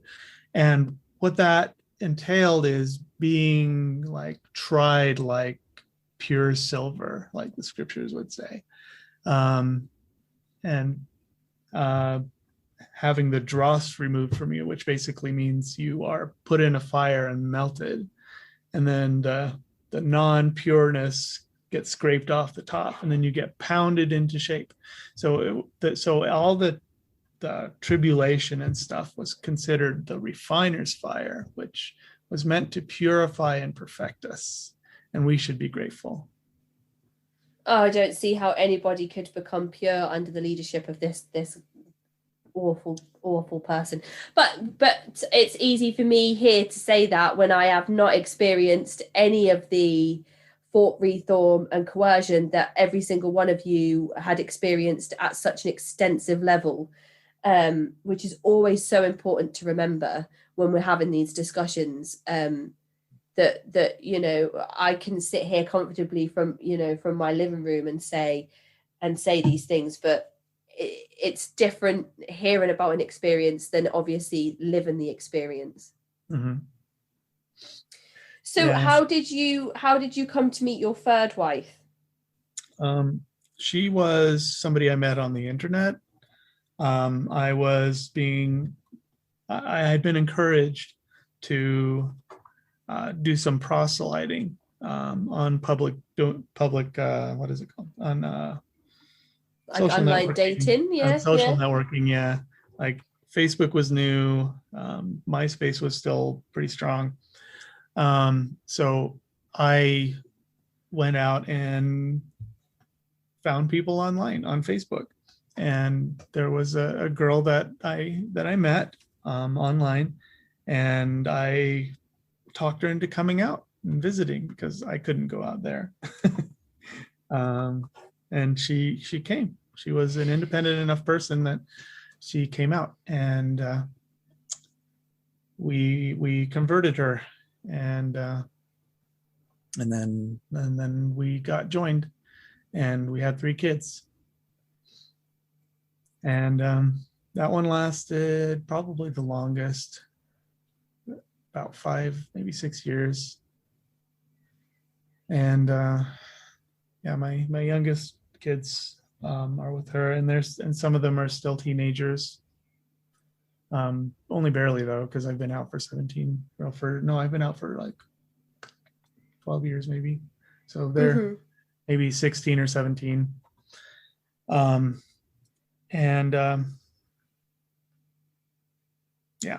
Same thing. Just like do the best I can until he has me till he expects something from me that I can't, or that I can't do, and then he separated us. And when he did separate us, none of my partners were. I have no hard or ill feelings for any of them. There when you have ex-spouses, you're supposed to feel like some kind of animosity. We had none. We were always friends. If I saw them again, we would still be friends. And when we were separated, I felt like if I could convince her that I had no malice or any hard feelings, that we could endure the separation. And so I wrote her an email, and when RB heard about the email I sent, he was livid, and he had me wait up really late for him to have a lesson with me. And he at about 2 a.m, he called me out, dragged me out into the dog kennel out in the mine. Oh my gosh. Had me pull down my pants and got his paddle and paddled me in the dog kennel where I couldn't leave if I wanted to. Up until then, if he had, some paddling to do, I took it out in the open where I could have left if I wanted to, but I didn't because I was devoted. But in this case, where I couldn't leave if I wanted to, I just felt like a dog. I was being whipped like a badly treated dog. And that was too much. That was one of the other moments of breaking down my wall, my willingness to stay. Oh my goodness, Don, that sounds absolutely awful. And it was because I tried to preserve our relationship. That was why. That was what I was punished for. And the fact that you were encouraged to go out and find people to bring, is there like a strict vetting process before she's allowed to be fully accepted into the group? Oh yeah, for sure. And it usually entailed, once I had found somebody, just keeping in close contact with RB, sending him emails of our correspondence, letting him know what the current temperature is of this person and their interest, and receiving step-by-step instructions from him what to tell them, and how to lead them in. And if there was one time, she asked if RB had if he had multiple wives, and I said yes, he did. But I couched it in as sensitive a way as I could. And when I told him, he blew up again, predictably, and he went on about how his relationships were called celestial marriage, and that it was sacred, and that it wasn't polygamy. I said they were, plural wives, or that he practiced polygamy. And because I used that word, because I used polygamy, because it's got a negative connotation, he flipped and he beat me, and he was beating somebody else at the time, and they were bent over, and he slammed my face into their back and broke my nose. Oh my gosh. Just like, how dare you use the word polygamy? It's plural marriage, you evil person. Oh my goodness. Oh yeah, you're the bad person in that situation. I don't see how that adds up at all. I can't. This man is just, how can he consider himself saintly or chosen? Well, because, or a prophet. He has righteous anger, right? If you lose your temper, you're probably possessed by some demon. But if you're led by the Spirit to be angry, then you are, righteously angry, and then your punishment is coming directly from God, and he's just a messenger. I don't see how any level of anger justifies half of the things that you've mentioned that this guy has done. And this is just the tip of the iceberg. We're chatting for a couple of hours, so I can't even imagine the level and the depth that this goes to. And I'm guessing from the things that we've discussed that they're still happening today. You've mentioned having family members that still live there.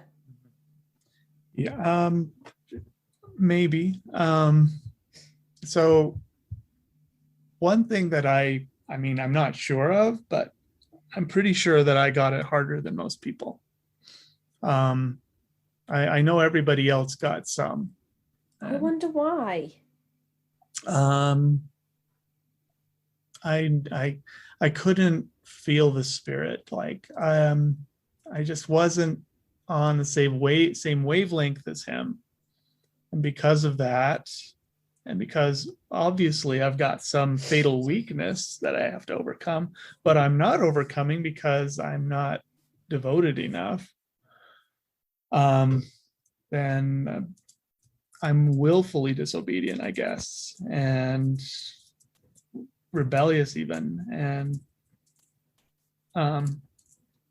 and he's just tried so much to try to change me, but I just won't change.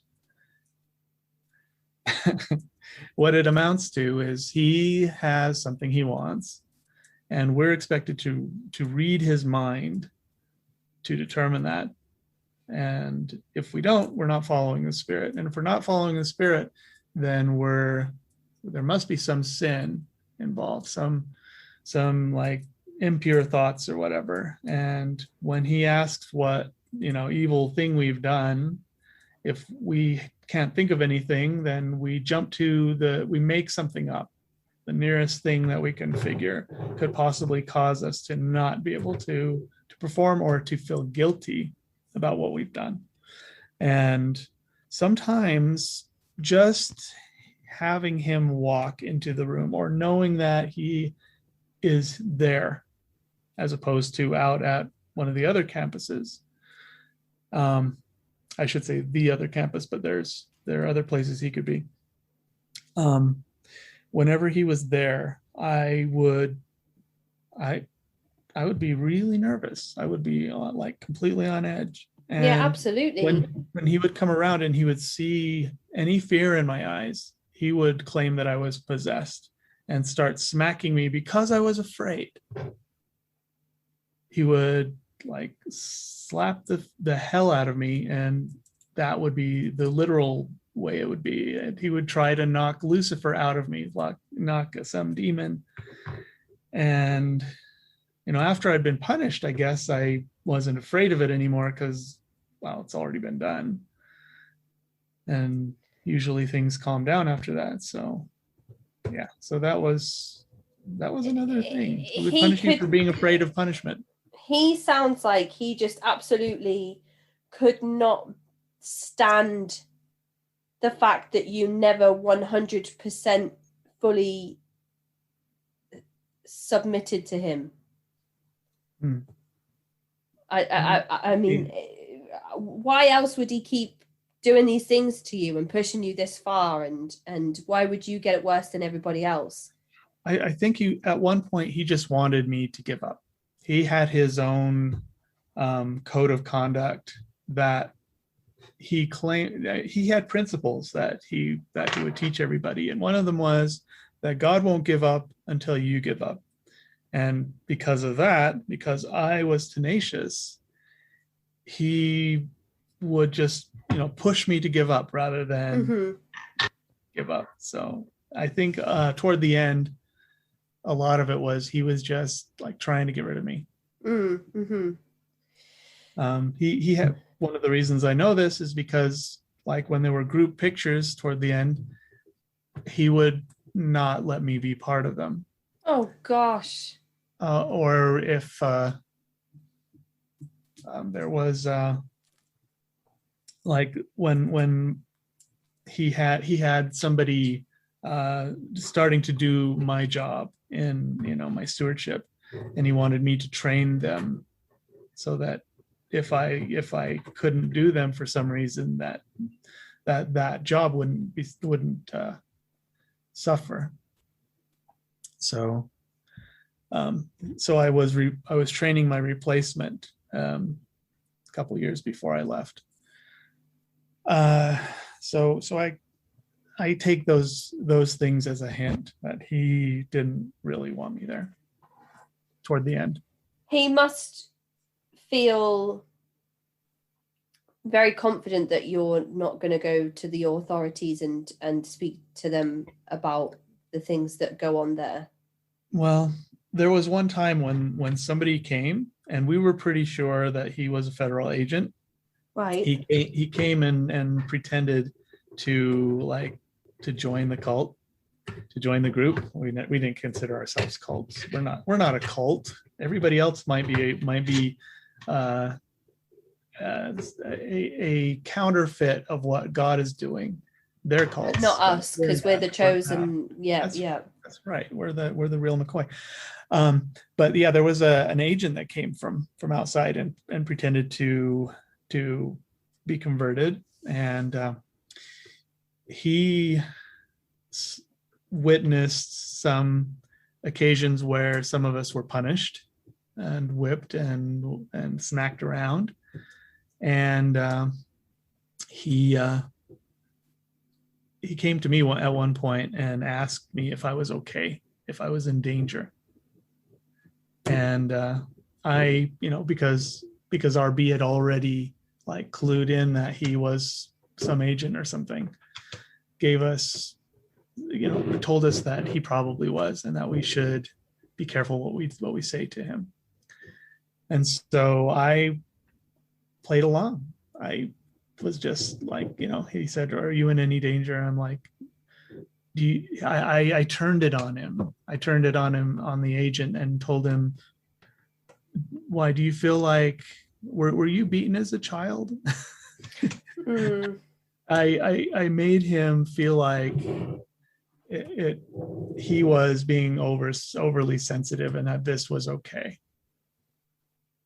And he left without doing anything.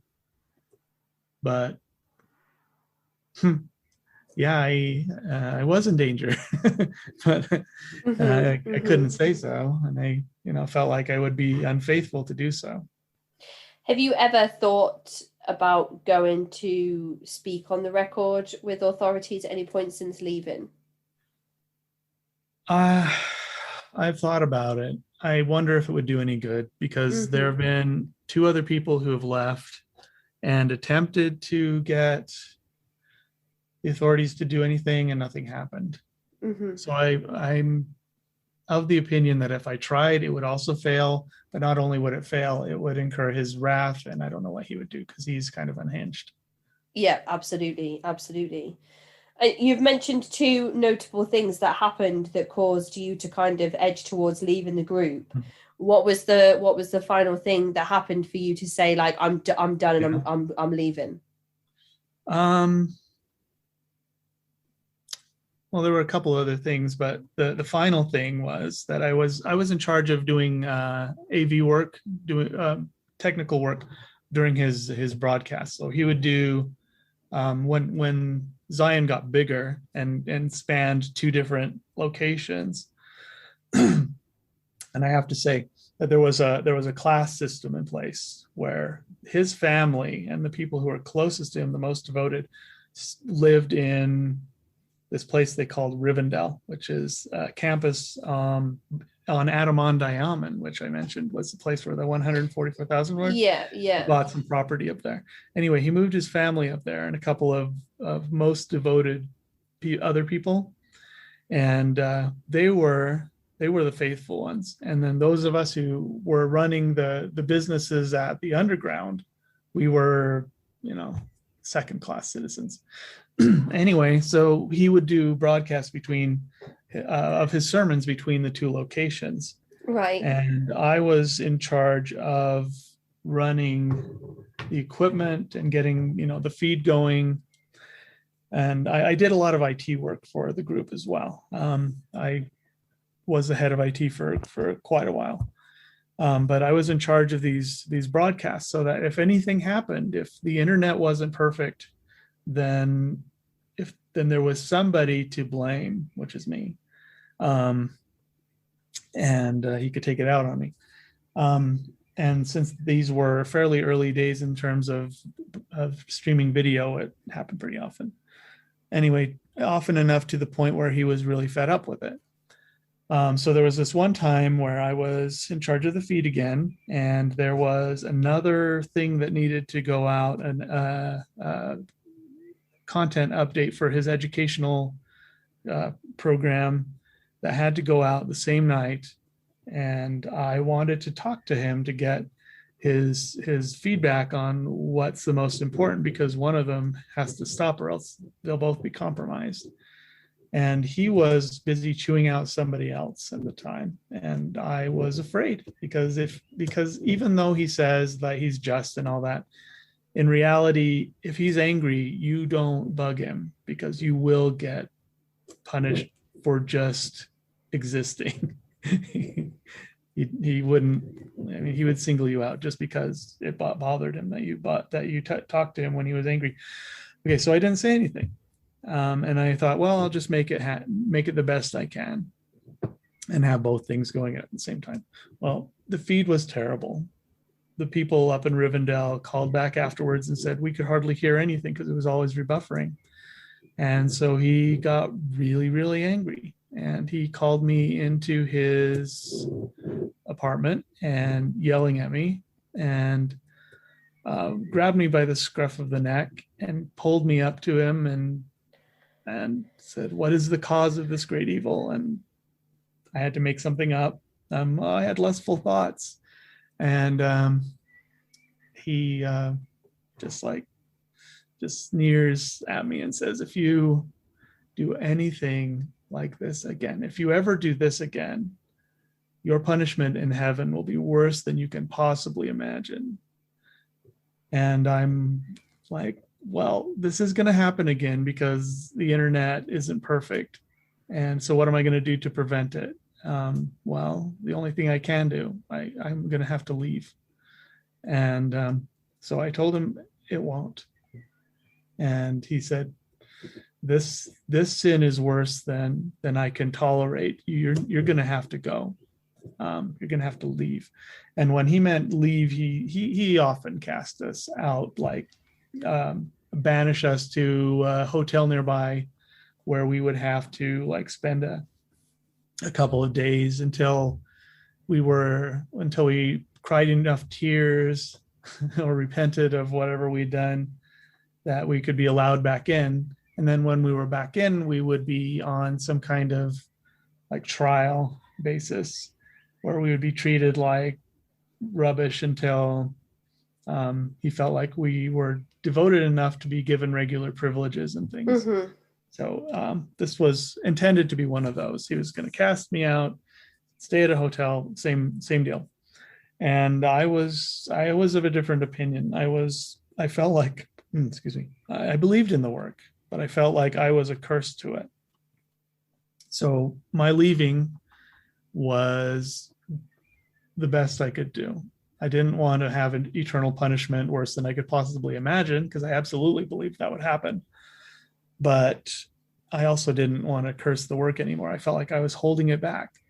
So I decided I'm leaving now. And I couldn't bring my family with me. I couldn't even bring anything. I couldn't bring any money. I couldn't bring like more than like a couple of changes of clothes, or else I would be stealing from Zion. I'd be stealing from God. So I'm like, well, if I'm leaving for good, I shouldn't bring anything. So I didn't bother packing. What I did instead is I said goodbye to some of my kids. I didn't say goodbye to them, just like talk to them and let them know that I love them. And when he found out, I was like talking to my daughter at the time. And when he found out, he got really angry and came out and like dragged me to my dorm and said, I told you to pack, you're leaving, I'm serious. And I'm like, okay. And I grab he's like in my room yelling at me. I grab armload of clothes out of the drawer. I throw it on the bed. I grab the blanket. I hoist it over my shoulder like some kind of hobo bag. And I start going out of the room, and he's following me. He's kicking me the entire time, all the way out the garage, and yelling. And he said, "Now run," when we got out to the garage. And so I'm like, okay. So I run. I make it to, and there's somebody else that's getting the same experiences as me. We're both cast out at the same time. It was my first wife. whom we were in Oh my a goodness. temporary relationship. And I didn't know what she was going through, only that she had somehow pissed him off the same amount. And it was, he seemed to do things in batches like that, where if somebody had to have some kind of harsh experience, then who else is having a hard time? We should probably give them both the same experience at the same time, just to make it more efficient or whatever. So we were both cast out, and we were both told to run to the garage to run out to the gate and leave. And he chased us out, and with his truck, he met us at the gate by the road with his truck. Would have run us over if we didn't get out of the way. And just like turned it in front of us to kind of block our way. And then started getting out of his truck and like kind of stomping and yelling and going, "I hope you're ready for me. I hope you're ready." Like he's going to do some terrible thing, like he's going to going to beat me up or something. Oh my goodness. He just doesn't stop, does he? He doesn't turn off. No. And the funny thing is, like a month or two before that, he said that he's going to try to be, less not confrontational, but less physical and things, because he was worried, I think, about people reporting that he's absolutely, and so he should be. Anyway, so he'd been actually fairly nice for the past little bit, and during that time, I'm like, well, it's good, because I don't think I can handle this anymore, and that's part of the reason why I just had to get out of there, because I decided I had had enough. At some point he's going to push somebody too far, and they're going to retaliate against him in a big way. Right. And there were people there that were bigger than him. And one of the things I noted is that he didn't physically punish them as much, which, like, okay, you're God and you're afraid to deal the same punishment to this big guy that you are to me, who is smaller than you. So it was just like an item of doubt. Anyway, so I was faced with a snap decision. I had my belongings on my back. I just threw them to the ground and I just ran down the road. And when I felt like the air around me, and it connected with me that I was actually free. It was like one of the most exhilarating epiphanies of my entire life. I was free. And I hadn't realized I was bound before that, but suddenly I wasn't. Wow. And I felt this huge weight lift from my back, and I just picked up speed, and I just like sprinted as fast as I could. And I was excited, I was exhilarated, and I was determined never to go back. And later he said that when he saw me running, he told everybody else, I think, that he felt like that he felt that I was flying on demons' wings. Like, it's his way of vilifying me. And that he felt like he would never see me again. Well, I felt the same thing, that I would never see him again. And so I hid. I jumped into like a ditch by the side of the road that was dry, and I just kind of crouched down there, and I waited for like an hour until I was sure he wasn't going to follow me. And then I just walked about 12 miles or so to like Kansas City. Well, no, I didn't go there. I didn't go there yet. I went to a hotel, and I waited there until morning. I like slept outside on a park bench, and when they opened up, I sent an email to my family asking if anyone was willing to spare, to let me borrow some money so I could get a bus ticket. And they were, they were climbing all over each other to try to help me. Oh, amazing. They are amazing. I've got a great family. We're huge. We're a huge family, but they're a good bunch. And yeah, they invited me to have a place to stay. And even though I had nothing with me but clothes on my back, they helped me get started again. That is absolutely amazing. Yeah, for real. I don't know what I would do without them. It shows you how important it is to always make sure that you keep the door open for your family, because anybody that's in the situation that you were in, could come knocking or call in any day and extend that olive branch. And it's so, so important that they know that you're there to say, I know it's been difficult and I know that we've lost contact, but I'm willing to take this next step with you and support you into coming out and starting afresh. So it's so wonderful to hear that you had that support network on the outside waiting for you, even though you were involved for 17 years. Oh, definitely. And I don't know, we could have grown apart in that time. I could have caused them to feel abandoned, but they didn't see it that way. They kind of knew what I was up against, and that I was held not against my will, but against my better judgment. I definitely was held, but my chains were built inside my mind. And I think they instantly shattered at that moment where you had that fight or flight moment and you just ran. And I absolutely love hearing those moments where people just have that veil lifted and they just have that moment of clarity where they're like, oh my goodness, no more. Yeah. Though, I mean, you would write that in a book and that would be like the climax moment, right?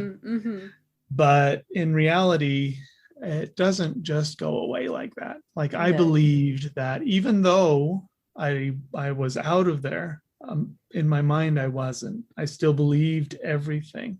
I was only physically out because I felt like I was cursing the work, right? And I didn't want to be a burden to it anymore, even though I knew that I could never go back. But it took about 5 more years to really leave the belief behind, and the feelings, the visceral feelings of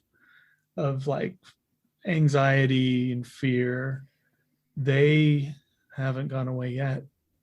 I still have them, and I'm going to therapy for the PTSD. Absolutely. That was going to be my next question, sort of, were there any steps that you took to rebuilding your life in terms of your mental health and your well-being? Yeah. Thankfully, I work for a company that has a mental health program. Oh, fantastic. Unfortunately, and I think this is I don't know if it's not really a failing of the system. It's just I think it's being overlooked, that insurance companies are not supporting specialists in psychology, exit counselors, like people who are trained by the books of Stephen Hassan and others who have experienced authoritarian groups and know how to deprogram you. So I didn't have anything like that. I couldn't possibly afford it.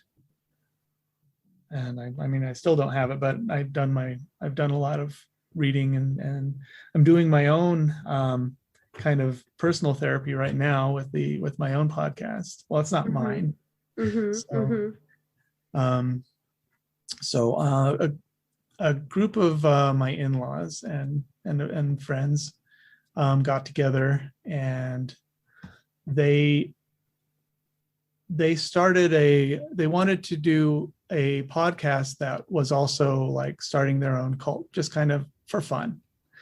And I just happened to be at the right place at the right time, hearing them talk about it, and said, hey, I've got a little bit of cult experience. Yep, absolutely. Yep. And this is something that I have actually mentioned in a previous episode. So maybe some of the listeners are going to put two and two together now if they actually went and listened to the show, and will be like, oh my goodness, yes, it's all coming together. Right. Yeah. So the podcast, and thank you. I appreciate. Oh no, I love the opportunity to share fellow content creators, especially when we're all kind of striving towards the same goals.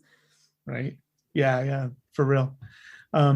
So the podcast is called Mom, I Joined a Cult.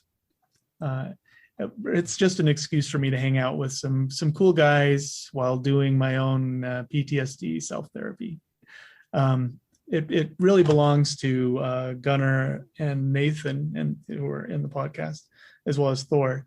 And we pretend to be starting a cult. We call it the Nice Cult.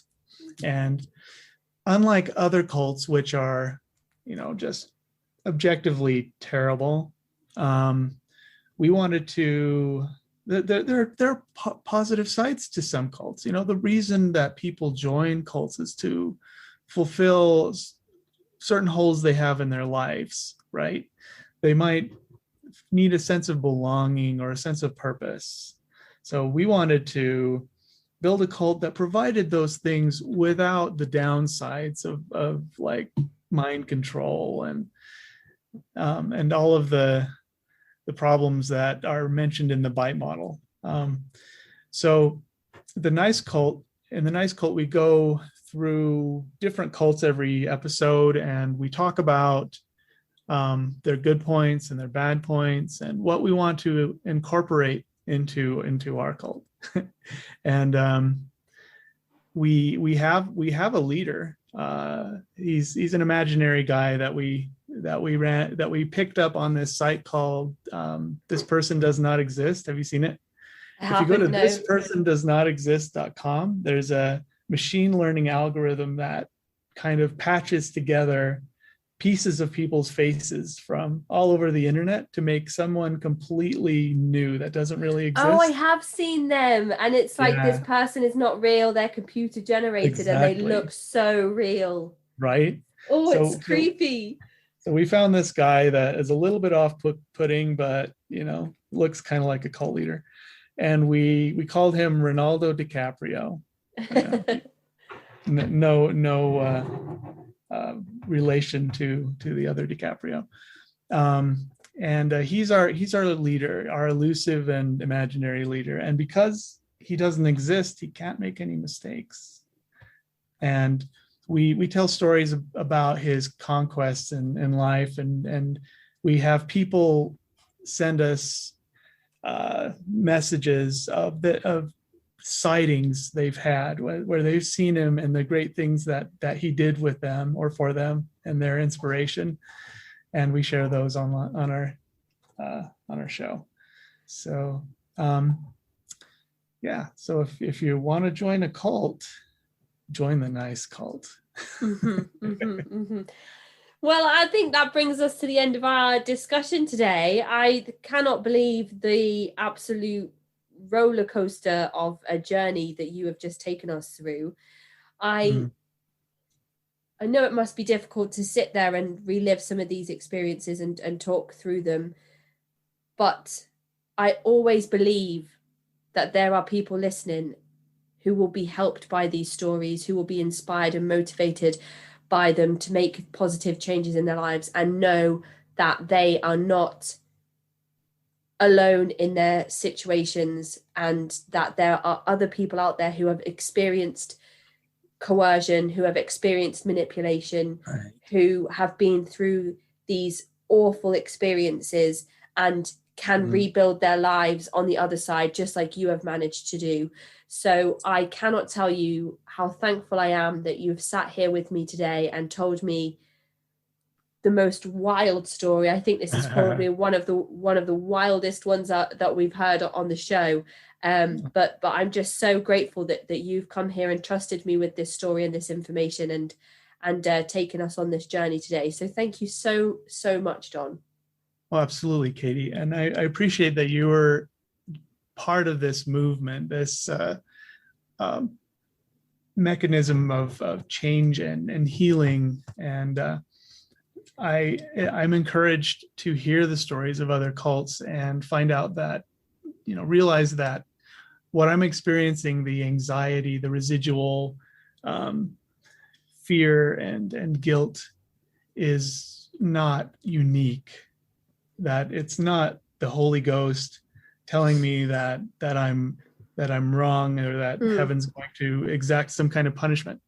But it's a common thing. It's a common thing that cults make you feel, and it's a relief. And I appreciate your show. It's been absolutely wonderful to talk with you today, Don. I really hope you enjoy the rest of your day, and we'll catch up soon. All right. Thanks, Katie. Thank you. Take care. Bye-bye. Bye.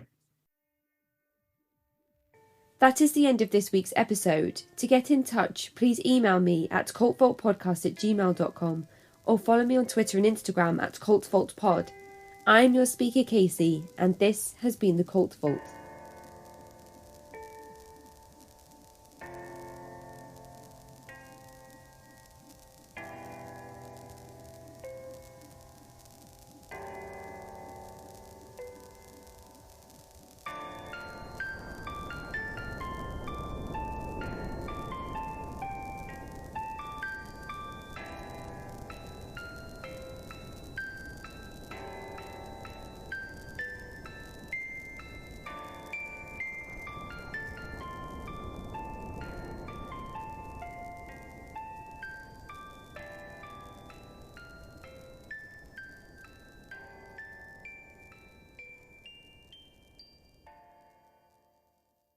Ted Bundy, John Wayne Gacy, Jeffrey Dahmer, the Green River Killer, BTK. 5 infamous serial killers who operated undetected at the same time. We weren't looking for people that were hiding in plain sight. A 3-night limited series reveals the origins of serial killing. No computers. No DNA. We didn't have the 911 system. That makes it difficult to catch them. Told by those who witnessed it all. My mother prayed to die peacefully in her sleep. That's the one thing she did not get. Invisible Monsters starts Sunday at 9, part of True Crime Week on A&E.